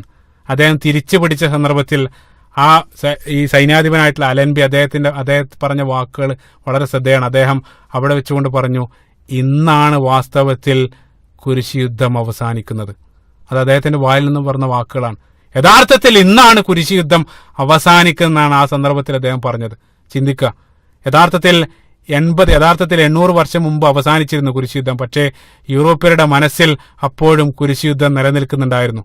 അതുകൊണ്ടാണ് ആ ഒരു വാക്ക് അദ്ദേഹം ആ സന്ദർഭത്തിൽ ഉരുവിടാനുള്ള കാരണം. അപ്പൊ അവരെ നമ്മളെ ഈ ഖുദ്സ് തിരിച്ചു പിടിക്കാൻ അവരെ സഹായിച്ചത് മുസ്ലിങ്ങളാണ്. ഈ ഖുദ്സിനെ പ്രതിരോധിക്കാൻ പോരാടിയതും മുസ്ലിങ്ങളാണ്. നിങ്ങൾ ചിന്തിച്ചു നോക്കുക, അതായിരുന്നു യഥാർത്ഥത്തിൽ മുസ്ലിം ഖിലാഫത്തിന്റെ അന്ത്യം. അതായത് പിന്നീട് നമുക്കറിയാം, ഏതാനും വർഷങ്ങൾ 1924 അവസാനത്തെ മുസ്ലിം ഖലീഫയായിരുന്ന അബ്ദുൽ മജീദ് രണ്ടാമൻ അദ്ദേഹത്തെ നാടുകടത്തിയതോടുകൂടെ മുസ്ലിം ഖിലാഫത്ത് വ്യവസ്ഥ അത് അവസാനിക്കുകയാണ്. അബൂബക്കർ സിദ്ദീഖ് റളിയല്ലാഹു അൻഹു മുതൽ തുടങ്ങിയ ആ ഖിലാഫത്ത് വ്യവസ്ഥ അതിന് വിരാമം കുറിക്കുന്നത് 1924 വരെയാണ്. ആ 1924 അതിന് അന്ത്യം കുറിക്കുന്നത്. അതുവരെ ആ ഒരു സമ്പ്രദായം നിലനിന്നിരുന്നത്. അത് നഷ്ടപ്പെടുത്തിയത് നമ്മൾ തന്നെയാണെന്ന് പ്രത്യേകമായിട്ട് നമ്മൾ മനസ്സിലാക്കണം. ഇവിടെ നമ്മൾ ചരിത്രം നമ്മൾ നിർത്തിക്കൊണ്ട് ഒരല്പനേരം പോസ് ചെയ്തുകൊണ്ട് നമ്മൾ ചിന്തിക്കേണ്ടതായിട്ടുള്ള, നമ്മുടെ ഉമ്മത്തിൽ പെട്ട ആളുകൾ ചിന്തിക്കേണ്ടതായിട്ടുള്ള ചില കാര്യങ്ങൾ സാന്ദർഭികമായിട്ട് ഉണർത്തുകയാണ്. എന്താണെന്ന് വെച്ചാൽ, എന്തുകൊണ്ടാണ് നമുക്ക് ഖുദ്സ് നഷ്ടപ്പെടാനുള്ള കാരണം? ചരിത്രത്തിൽ നിന്ന് നമുക്ക് ലഭിക്കുന്ന പാഠെന്താണ്? മുസ്ലിങ്ങൾ ഭിന്നിച്ച് നിന്ന സന്ദർഭത്തിലാണ് ആദ്യം അത് ശത്രുക്കൾ തിരിച്ചു പിടിച്ചത്. അതേ ചരിത്രം വീണ്ടും ആവർത്തിച്ചു. ഇവിടെയും നമ്മൾ കണ്ടത് മുസ്ലിങ്ങൾ ശത്രുക്കളോടൊപ്പം ചേർന്ന് ഭിന്നിച്ച് നിൽക്കുന്ന സന്ദർഭത്തിലാണ് വീണ്ടും നമുക്ക് ഖുദ്സ് നഷ്ടപ്പെടുന്നത്. അപ്പൊ നാളിതുവരെ ആയിട്ട് ഖുദ്സ് നമുക്ക് 917 നഷ്ടപ്പെട്ടു, ഒരുപാട് കാലം പിന്നിട്ടു. എന്തെങ്കിലും ആ ഒരു അവസ്ഥക്ക് ഇന്ന് വല്ല മാറ്റമുണ്ട്? നിങ്ങൾ ചിന്തിക്കുക. ഖുദ്സ് യഥാർത്ഥത്തിൽ നമുക്ക് അവകാശപ്പെട്ട ഭൂമിയാണ്. പക്ഷേ അത് ശത്രുക്കളുടെ കൈകളിൽ എത്തിയിട്ടുണ്ടെങ്കിൽ അത് മുസ്ലിങ്ങൾക്കുള്ള ശിക്ഷയായിട്ടാണ് അള്ളാഹു സുബ്ഹാനഹു വ തആല ശത്രുക്കൾക്ക് അതിന്റെ കീ നൽകുന്നത്, ചരിത്രത്തിലൂടെ നൽകിയതെന്ന് നമ്മൾ തിരിച്ചറിയണം. അതിൽ നിന്നും പാഠം ഉൾക്കൊണ്ടുകൊണ്ട് മുസ്ലിങ്ങൾ തിരിച്ചു വന്നാൽ തീർച്ചയായിട്ടും അള്ളാഹു സുബ്ഹാനഹു വ തആല അതിന്റെ കീകൾ വീണ്ടും നമുക്ക് നൽകും. എന്താണ് ഇന്നത്തെ അവസ്ഥ? മുസ്ലിങ്ങൾ തമ്മിൽ നമുക്കറിയാം പരസ്പരം പോരടിച്ചുകൊണ്ടിരിക്കുകയാണ്. ഒരു മുസ്ലിം രാഷ്ട്രം ഇതര മുസ്ലിം രാഷ്ട്രത്തെ ശത്രുവായിട്ട് പ്രഖ്യാപിച്ചുകൊണ്ട് യുദ്ധം ചെയ്തുകൊണ്ടിരിക്കുകയാണ്. പരസ്പരം കണ്ടുകൂടാത്ത മുസ്ലിം രാഷ്ട്രങ്ങൾ പരസ്പരം പോരടിച്ചുകൊണ്ടിരിക്കുകയാണ്. എന്താണ് അള്ളാഹു സുബ്ഹാനഹു വ തആല ഈ ഒരു ഉമ്മത്തിനെ സംബന്ധിച്ച് പറഞ്ഞത്? നിങ്ങൾ ചിന്തിച്ചു നോക്കുക. ഈ ഒരു അവസ്ഥ നമ്മളെ കരയിപ്പിക്കണം സഹോദരങ്ങളെ. എന്താണ് അള്ളാഹു സുബ്ഹാനഹു വ തആല മുസ്ലിം ഉമ്മത്തിനെ സംബന്ധിച്ച് പറഞ്ഞത്? സൂറത്തുൽ ഫത്ഹ് നമ്മൾ വായിക്കുന്ന സന്ദർഭത്തിൽ പരിശുദ്ധ ഖുർആനിലെ 48-ാമത്തെ അധ്യായമായ സൂറത്തുൽ ഫത്ഹിന്റെ 29-ാമത്തെ വചനത്തിൽ അല്ലാഹു സുബ്ഹാനഹു വ തആല പറഞ്ഞു, മുഹമ്മദുർ റസൂലുള്ളാഹ്, മുഹമ്മദ് അള്ളാഹുവിന്റെ പ്രവാചകനാണ്. അത് പറഞ്ഞുകൊണ്ടാണ് ആയത്ത് ആരംഭിക്കുന്നത്. എന്നതിന് ശേഷം അല്ലാഹു സുബ്ഹാനഹു വ തആല ആ മുഹമ്മദ് നബി സല്ലല്ലാഹു അലൈഹി വസല്ലമയുടെ അനുയായികളുടെ ഗുണം പറഞ്ഞു.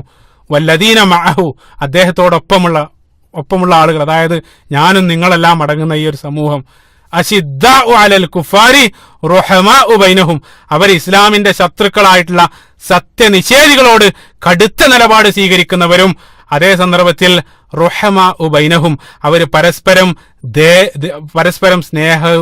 സ്നേഹവും ദയവും ഉള്ളവരാണ്.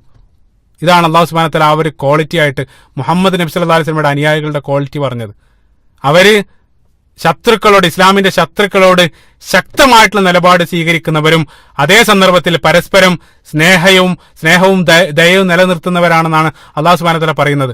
ഈ ഒരു ക്വാളിറ്റി എങ്ങനെയാണ് ഇന്ന് നിലനിൽക്കുന്നത്? നിങ്ങൾ ചിന്തിച്ചു നോക്കുക. ഈ ഒരു ക്വാളിറ്റി അല്ലാഹു സുബ്ഹാനഹു വ തആല പറഞ്ഞ ഈ ഒരു ക്വാളിറ്റി നേരെ ഓപ്പോസിറ്റ് ആയിട്ടാണ് ഇന്ന് നമ്മൾ മുസ്ലിം ഉമ്മത്തിൽ കാണുന്നത്.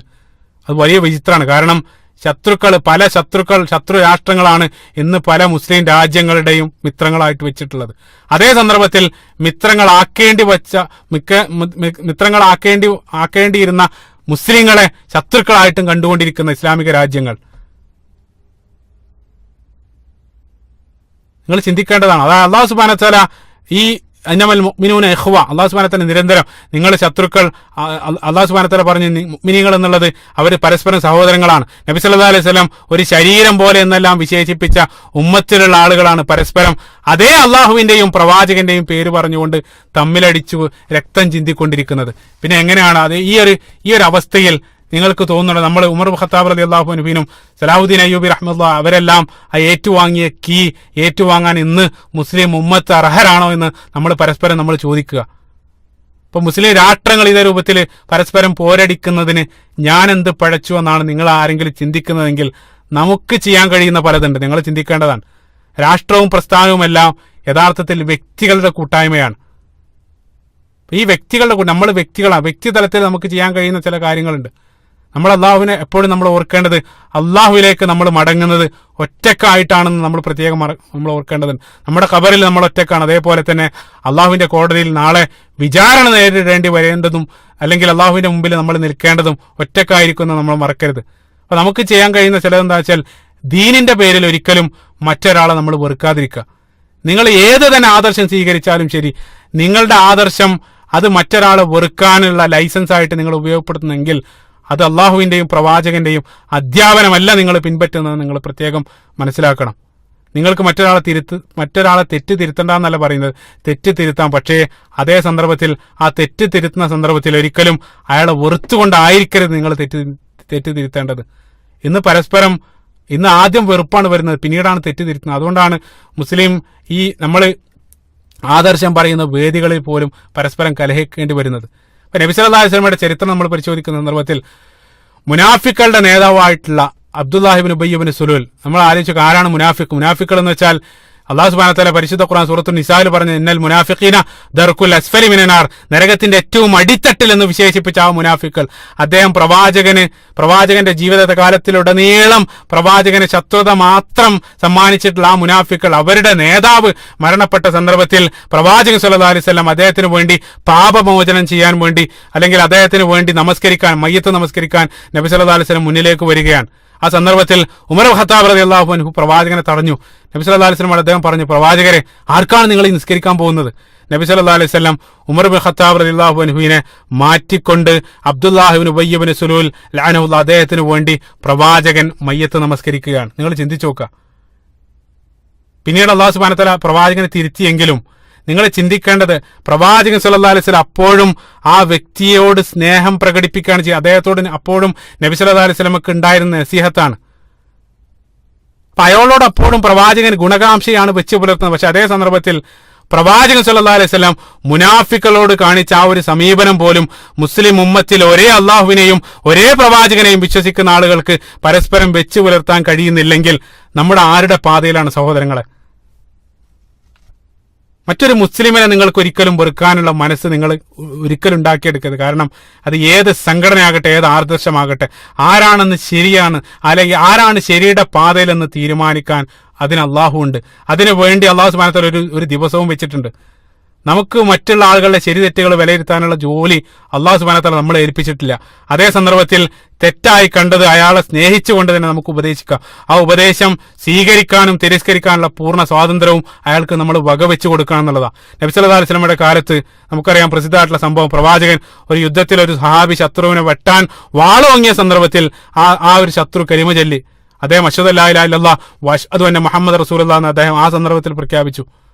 അപ്പൊ അതുകൊണ്ട് തന്നെ വളരെ വ്യക്തമാണ് അദ്ദേഹം എന്തിനാണ് ആ സന്ദർഭത്തിൽ ഷഹാദത്ത് കലിമ ചൊല്ലിയതെന്ന്. അദ്ദേഹം ആ വധത്തിൽ നിന്ന് രക്ഷപ്പെടാൻ വേണ്ടി, അതായത് കൊല്ലാതിരിക്കാൻ വേണ്ടി, മുസ്ലിമായി കഴിഞ്ഞാൽ പിന്നെ വെട്ടൂല. അതുകൊണ്ട് തന്നെ അദ്ദേഹം അതിനു വേണ്ടിയാണ് ഷഹാദത്ത് കലിമ ചൊല്ലിയതെന്ന് വളരെ കൃത്യമാണ്. അപ്പൊ അതുകൊണ്ട് തന്നെ ആ സ്വഹാബി അദ്ദേഹത്തെ വെട്ടി.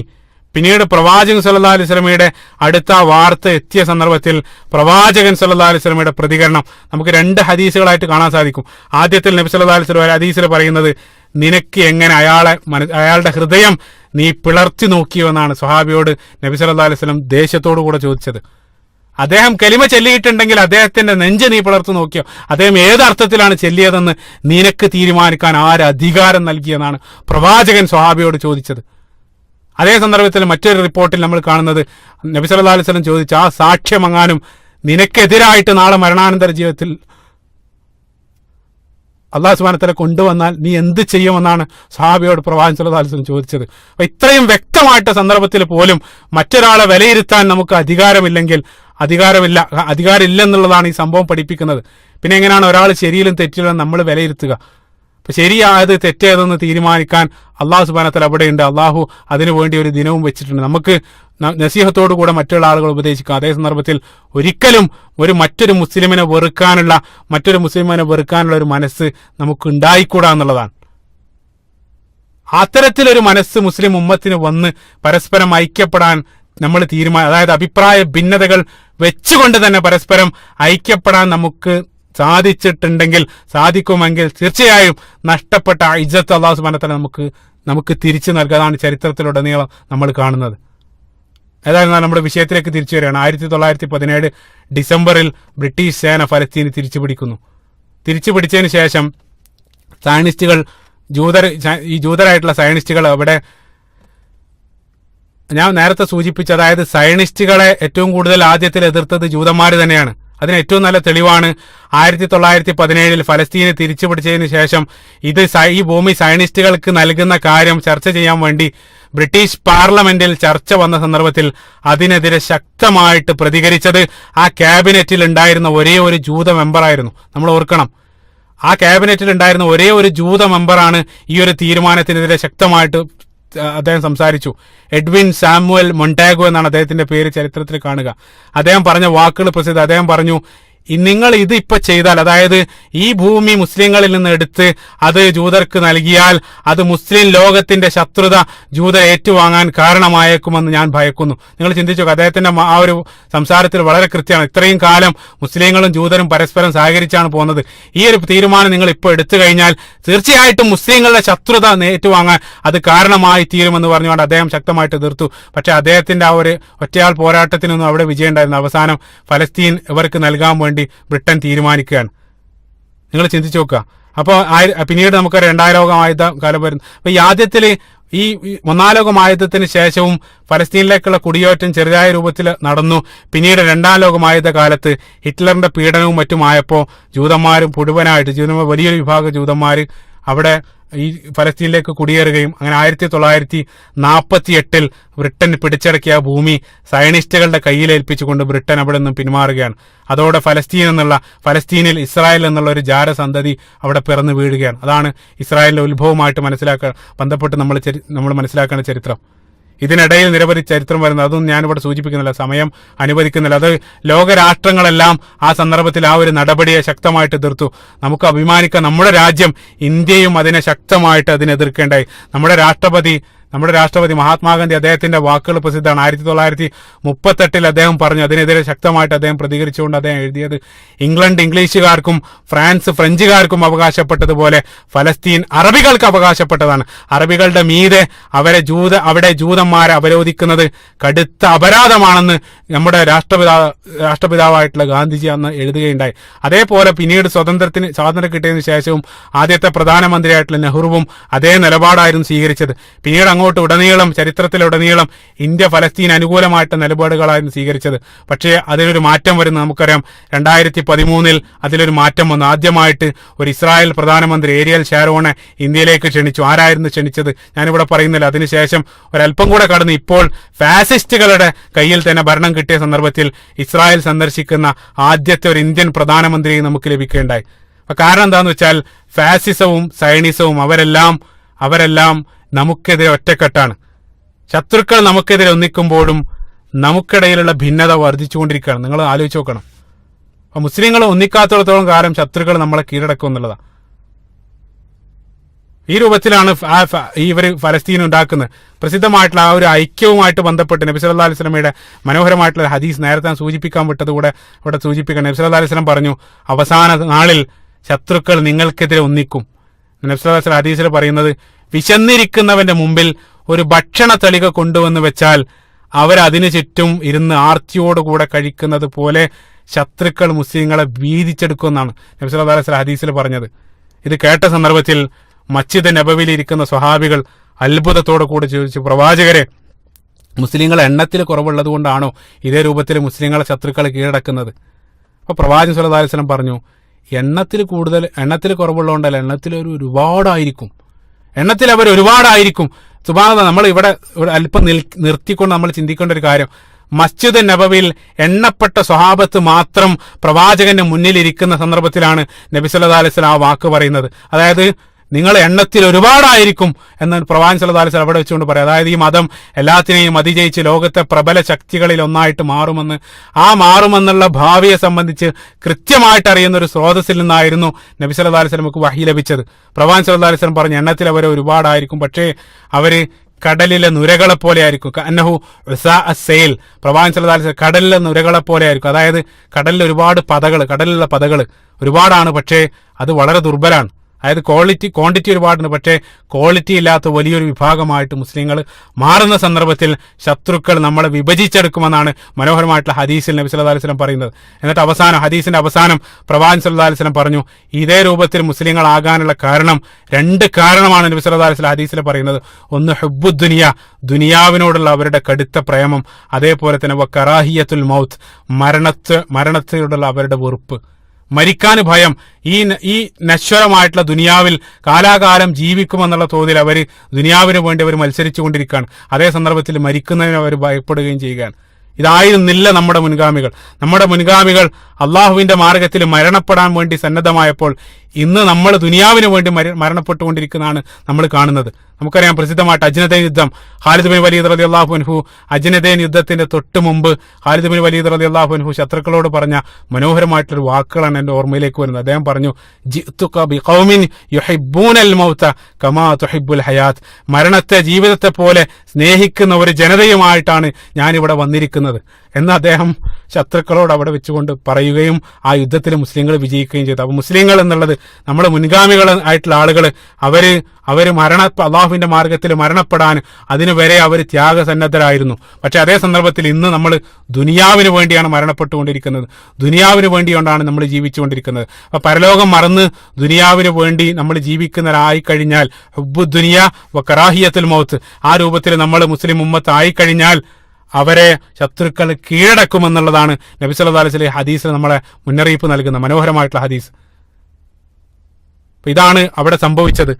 പിന്നീട് നമ്മൾ മനസ്സിലാക്കേണ്ട മറ്റൊരു കാര്യം എന്താ വെച്ചാൽ, നബി സല്ലല്ലാഹു അലൈഹി വസല്ലം ഈ ഇസ്രായേൽ അവിടെ രൂപം കൊള്ളുന്നു. ഇസ്രായേൽ രൂപം കൊണ്ട് അങ്ങനെയാണ് ഇസ്രായേൽ എന്നുള്ള രാഷ്ട്രം ആ ഫലസ്തീനിൽ രൂപം കൊള്ളും. അതുവരെയുള്ള ചരിത്രമാണ് നമ്മൾ പറഞ്ഞത്. പിന്നീട് അവസാനമായിട്ട് ഇപ്പോൾ വന്ന ഈ ഒരു ട്രംപിന്റെ പ്രഖ്യാപനവുമായിട്ട് ബന്ധപ്പെട്ട് നമ്മൾ മനസ്സിലാക്കേണ്ട ഒരു കാര്യം കൂടെ അവസാനമായിട്ട് സൂചിപ്പിക്കുകയാണ്. അപ്പോൾ ജൂതർക്ക് ജെറൂസലേം, ഈ ജൂതന്മാർക്ക് ജെറൂസലേം നൽകാൻ ക്രൈസ്തവരായിട്ടുള്ള ആളുകൾ എന്തുകൊണ്ടാണ് ഇത്രയേറെ താല്പര്യം കാണിക്കുന്നത്? നമ്മൾ ചിന്തിക്കേണ്ട ഒരു കാര്യമാണ്. അതായത് അതിനെ തലസ്ഥാനമാക്കിക്കൊണ്ട് ജൂതരുടെ കയ്യിൽ ഏൽപ്പിക്കാൻ എന്തുകൊണ്ടാണ് ക്രൈസ്തവ ലോകത്തിന് ഇത്രയേറെ താല്പര്യം എന്നുള്ളത് കൂടെ നമ്മൾ മനസ്സിലാക്കിയിരിക്കേണ്ടതുണ്ട്. യഥാർത്ഥത്തിൽ അതിന്റെ ചരിത്രം എന്താണെന്ന് വെച്ചാൽ, കഴിഞ്ഞ 40-50 വർഷത്തിനിടയിൽ ഒരു അവിശുദ്ധമായിട്ടുള്ള ഒരു കൂട്ടുകെട്ടിന്റെ ഒരു പരിണിത ഫലം കൂടെയാണ് ഈ ഒരു പ്രഖ്യാപനം.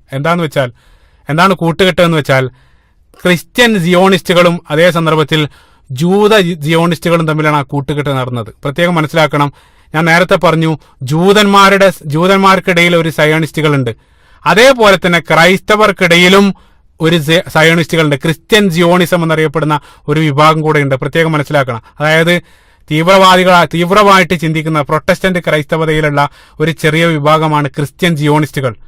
അപ്പൊ അവരുടെ വിശ്വാസപ്രകാരം, അതായത് ക്രിസ്ത്യൻ സിയോണിസ്റ്റുകളുടെ വിശ്വാസപ്രകാരം, അതായത് ക്രിസ്ത്യൻ സിയോണിസം, ജൂ സിയോണിസം, രണ്ട് സിയോണിസങ്ങളുണ്ട്. അതിൽ ക്രിസ്ത്യൻ സിയോണിസ്റ്റുകളുടെ വിശ്വാസപ്രകാരം ജൂതന്മാർക്ക് സ്വതന്ത്രമായിട്ടുള്ള ഒരു രാജ്യം സ്ഥാപിക്കപ്പെട്ടാൽ മാത്രമേ യേശു ക്രിസ്തു തിരിച്ചു വരികയുള്ളൂ. അതാണ് അവരുടെ വിശ്വാസം. അതായത് യേശു ക്രിസ്തു തിരിച്ചു വരും, അതായത് ഈസാ നബി അലൈഹി സ്വലാത്തു വസ്സലാം തിരിച്ചു വരുമെന്ന് അവരും വിശ്വസിക്കുന്നുണ്ട്, നമ്മൾ വിശ്വസിക്കുന്നത് പോലെ. പക്ഷെ നമ്മളെ പോലെയല്ല, നമ്മൾ വിശ്വസിക്കുന്നത് അദ്ദേഹം പ്രവാചകനായിട്ട് വരുന്ന, അവര് ദൈവമായിട്ട് തന്നെ തിരിച്ചു വരുന്നതാണ് അവർ വിശ്വസിക്കുന്നത്. അപ്പൊ യേശു ക്രിസ്തു തിരിച്ചു വരണമെങ്കിൽ ജൂതന്മാർക്ക് സ്വതന്ത്രമായിട്ടുള്ളൊരു രാജ്യം സ്ഥാപിതമാകണം, എങ്കിൽ മാത്രമേ അദ്ദേഹം തിരിച്ചു വരികയുള്ളൂ. പക്ഷേ ആ തിരിച്ചു വരവിന് അതായത് ജൂതന്മാരുടെ ഈ ഒരു സ്വതന്ത്ര രാജ്യം, അതായത് ഇസ്രായേൽ എന്നുള്ള ആ സമ്പൂർണ്ണ ജൂതരാജ്യത്തിന്റെ പിറവി സാധ്യമായാൽ മാത്രമേ യേശു ക്രിസ്തു തിരിച്ചു വരികയുള്ളൂ എന്നുള്ളതാണ് ക്രിസ്ത്യൻ സിയോണിസ്റ്റുകളുടെ വിശ്വാസം. അതിന്റെ ബാക്കി എന്താണെന്ന് വെച്ചാൽ, അതിന്റെ ബാക്കി ഭാഗം എന്താണെന്ന് വെച്ചാൽ, ജൂതരാഷ്ട്രം സ്ഥാപിക്കുന്നതോടുകൂടെ പിന്നീട് എന്താ വെച്ചാൽ അങ്ങനെ യേശുക്രിസ്തു തിരിച്ചു വരും. ജൂതന്മാരൊരു രാഷ്ട്രം സ്ഥാപിച്ചു കഴിഞ്ഞാൽ യേശുക്രിസ്തു തിരിച്ചു വരും. യേശുക്രിസ്തു തിരിച്ചു വരുന്നിട്ട് എന്താ ചെയ്യാന്ന് വെച്ചാൽ അവര് ബാക്കിയുള്ളവരുടെ വിശ്വാസം എന്താണെന്ന് വെച്ചാൽ ആ സമയത്ത് അവിടെ ഉണ്ടായിരുന്ന മുഴുവൻ ജൂതന്മാരും അതിൽ വലിയൊരു വിഭാഗം യേശുക്രിസ്തുവിൽ വിശ്വസിക്കും. ബാക്കിയുള്ള മുഴുവൻ ആളുകളെയും ഒരു വലിയ യുദ്ധത്തിൽ ക്രൈസ്തവർ വധിക്കപ്പെടുമെന്നുള്ളതാണ് ക്രൈസ്തവരായിട്ടുള്ള ആളുകൾ വിശ്വസിക്കുന്നത്. ഒന്നുകൂടെ ഞാൻ ആവർത്തിക്കുകയാണ്. അതായത് അവർ വിശ്വസിക്കുന്ന എന്താണെന്ന് വെച്ചാൽ ജൂതരാഷ്ട്രം, സമ്പൂർണമായിട്ടുള്ള ഒരു ജൂതരാഷ്ട്രം അവര് കെട്ടിപ്പടുത്താൽ മാത്രമേ യേശുക്രിസ്തു വരികയുള്ളൂ. യേശുക്രിസ്തു വന്നതിന് ശേഷം അവിടെയുള്ള മുഴുവൻ ജൂതന്മാരിൽ വലിയൊരു വിഭാഗം യേശുവിന്റെ അനുയായികളായിട്ട് മാറും. ബാക്കിയുള്ള മുഴുവൻ ജൂതന്മാരെയും അവരൊരു വലിയ യുദ്ധത്തിലൂടെ മുഴുവൻ ജൂതന്മാരെയും വധിക്കുമെന്നുള്ളതാണ് ക്രൈസ്തവരായിട്ടുള്ള ആളുകൾ വിശ്വസിച്ചുകൊണ്ടിരിക്കുന്നത്. അപ്പൊ ജൂതന്മാരുമായിട്ടുള്ള ആ വലിയ യുദ്ധം അത് യഥാർത്ഥത്തിൽ നമുക്കറിയാം, നമ്മളത് വിശ്വസിക്കുന്നുണ്ട്. ജൂതന്മാരുമായിട്ട് നമ്മൾ ഖിയാമത്തിന്റെ ഖിയാമത്ത് നാളിന്റെ അടയാളങ്ങളിൽ ഒന്നായിട്ട് നമ്മൾ വിശ്വസിക്കപ്പെടുന്ന അവസാന കാലത്ത് സംഭവിക്കാൻ പോകുന്ന ആ വലിയ യുദ്ധം തന്നെയാണ് അവരും വിശ്വസിക്കുന്നത്. പക്ഷേ അതിന്റെ മറ്റൊരു രൂപമാണ് അവർ വിശ്വസിച്ചുകൊണ്ടിരിക്കുന്നത്. അപ്പൊ ജൂതന്മാരിൽ യേശു ക്രിസ്തു അദ്ദേഹത്തിൽ വിശ്വസിക്കാത്ത മൊത്തം ജൂതന്മാരെയും വധിച്ച അവസാനം ക്രൈസ്തവർ മാത്രമായിട്ട് ലോകത്ത് ബാക്കിയാകും. അതാണ് അവരുടെ വിശ്വാസം. നമ്മൾ നേരെ തിരിച്ചാ വിശ്വസിക്കുന്നത്. അതായത് നമ്മൾ അവസാനത്തെ യുദ്ധത്തിൽ നമ്മൾ ജൂതന്മാരെ എല്ലാം വധിച്ച അവസാനം ഈസാ നബി അലൈഹി സ്വലാത്തു വസ്സലാം നബി സല്ലല്ലാഹു അലൈഹി വസല്ലമയുടെ ശരീഅത്ത് അനുസരിച്ച് ലോകം ഭരിക്കുമെന്നാണ് മുസ്ലിങ്ങൾ വിശ്വസിക്കുന്നത്. രസകരമായിട്ടുള്ള കാര്യം എന്താണെന്ന് വെച്ചാൽ ഇതിനു വേണ്ടി തന്നെയാണ് ക്രൈസ്തവർ ഇതെല്ലാം ഞങ്ങൾക്ക് ചെയ്തിരുന്നത്, ഈ സഹായമൊക്കെ ചെയ്തിരുന്നതെന്ന് ജൂതന്മാരായിട്ടുള്ള സയനിസ്റ്റുകൾക്ക് കൃത്യമായിട്ട് അറിയാം. പക്ഷേ എന്താന്ന് വെച്ചാൽ അങ്ങനെ ഒരു സംഭവം നടക്കുമെന്ന് അവർ വിശ്വസിക്കുന്നില്ല. അതായത് യേശുക്രിസ്തു തിരിച്ചു വരുമെന്ന് ജൂത സയനിസ്റ്റുകൾ വിശ്വസിക്കുന്നില്ല എന്നർത്ഥം. അപ്പൊ അതുകൊണ്ട് തന്നെ നടക്കാത്തൊരു കാര്യം നടക്കുമെന്ന് പ്രതീക്ഷിച്ച് ക്രൈസ്തവ ജിയോണിസ്റ്റുകൾ ചെയ്യുന്ന സഹായം അവർ സന്തോഷത്തോടെ സ്വീകരിക്കുകയും ആ സന്തോഷത്തോടെ സ്വീകരിക്കുകയാണ് ചെയ്യുന്നത്. അപ്പൊ ഈ ഒരു കാരണത്താലാണ് യഥാർത്ഥത്തിൽ ക്രൈസ്തവരായിട്ടുള്ള ആളുകൾ ജെറൂസലേം തലസ്ഥാനമാക്കാൻ അല്ലെങ്കിൽ ജൂതരാഷ്ട്രം വരുന്നതിലൊക്കെ ഇത്രയേറെ താല്പര്യമെടുക്കുന്നതെന്ന് പ്രത്യേകം നമ്മൾ മനസ്സിലാക്കണം.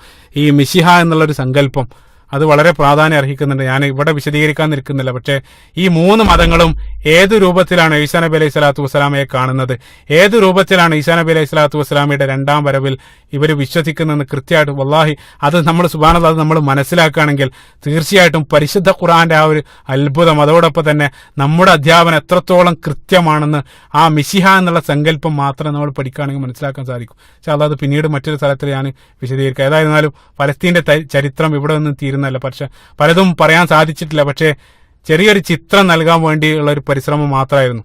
കൂടുതലായിട്ട് നിങ്ങൾ പഠിക്കുക. ആ ഒരു പ്രദേശത്തോടും അവിടെയുള്ള ആളുകളോടെല്ലാം ഒരു മാനസികമായിട്ടുള്ള ബന്ധം നമ്മൾ കാത്തു സൂക്ഷിക്കുക. അവരെ ആ പ്രദേശത്തെയും അതേപോലെ തന്നെ അവിടെയുള്ള ആളുകളെയെല്ലാം നമ്മുടെ പ്രാർത്ഥനയിൽ ഒരിക്കലും മറക്കാതിരിക്കുക.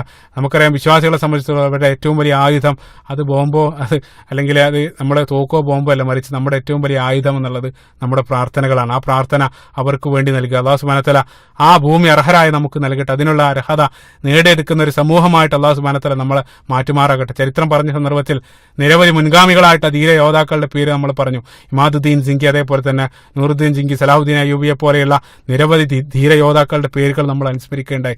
ആ മണ്ണിന് വേണ്ടി ജീവിതവും രക്തവും എല്ലാം നൽകിയ ആ സർവ്വ ആളുകൾക്ക് അല്ലാഹു സുബ്ഹാനഹു വ തആല തക്കതായ പ്രതിഫലം നൽകി നാളെ മരണാനന്തര ജീവിതത്തിൽ അവരോടൊപ്പം പാപികളായിട്ട് നമ്മളെയും അല്ലാഹു സുബ്ഹാനഹു വ തആല ഒരുമിച്ച് കൂട്ടപ്പെടുമാറാകട്ടെ. ഈ ഒരു ഉമ്മത്തിന് അല്ലാഹു സുബ്ഹാനഹു വ തആല ഇസ്സത്തും പ്രതാപവും എല്ലാം തിരിച്ചു നൽകുമാറാകട്ടെ.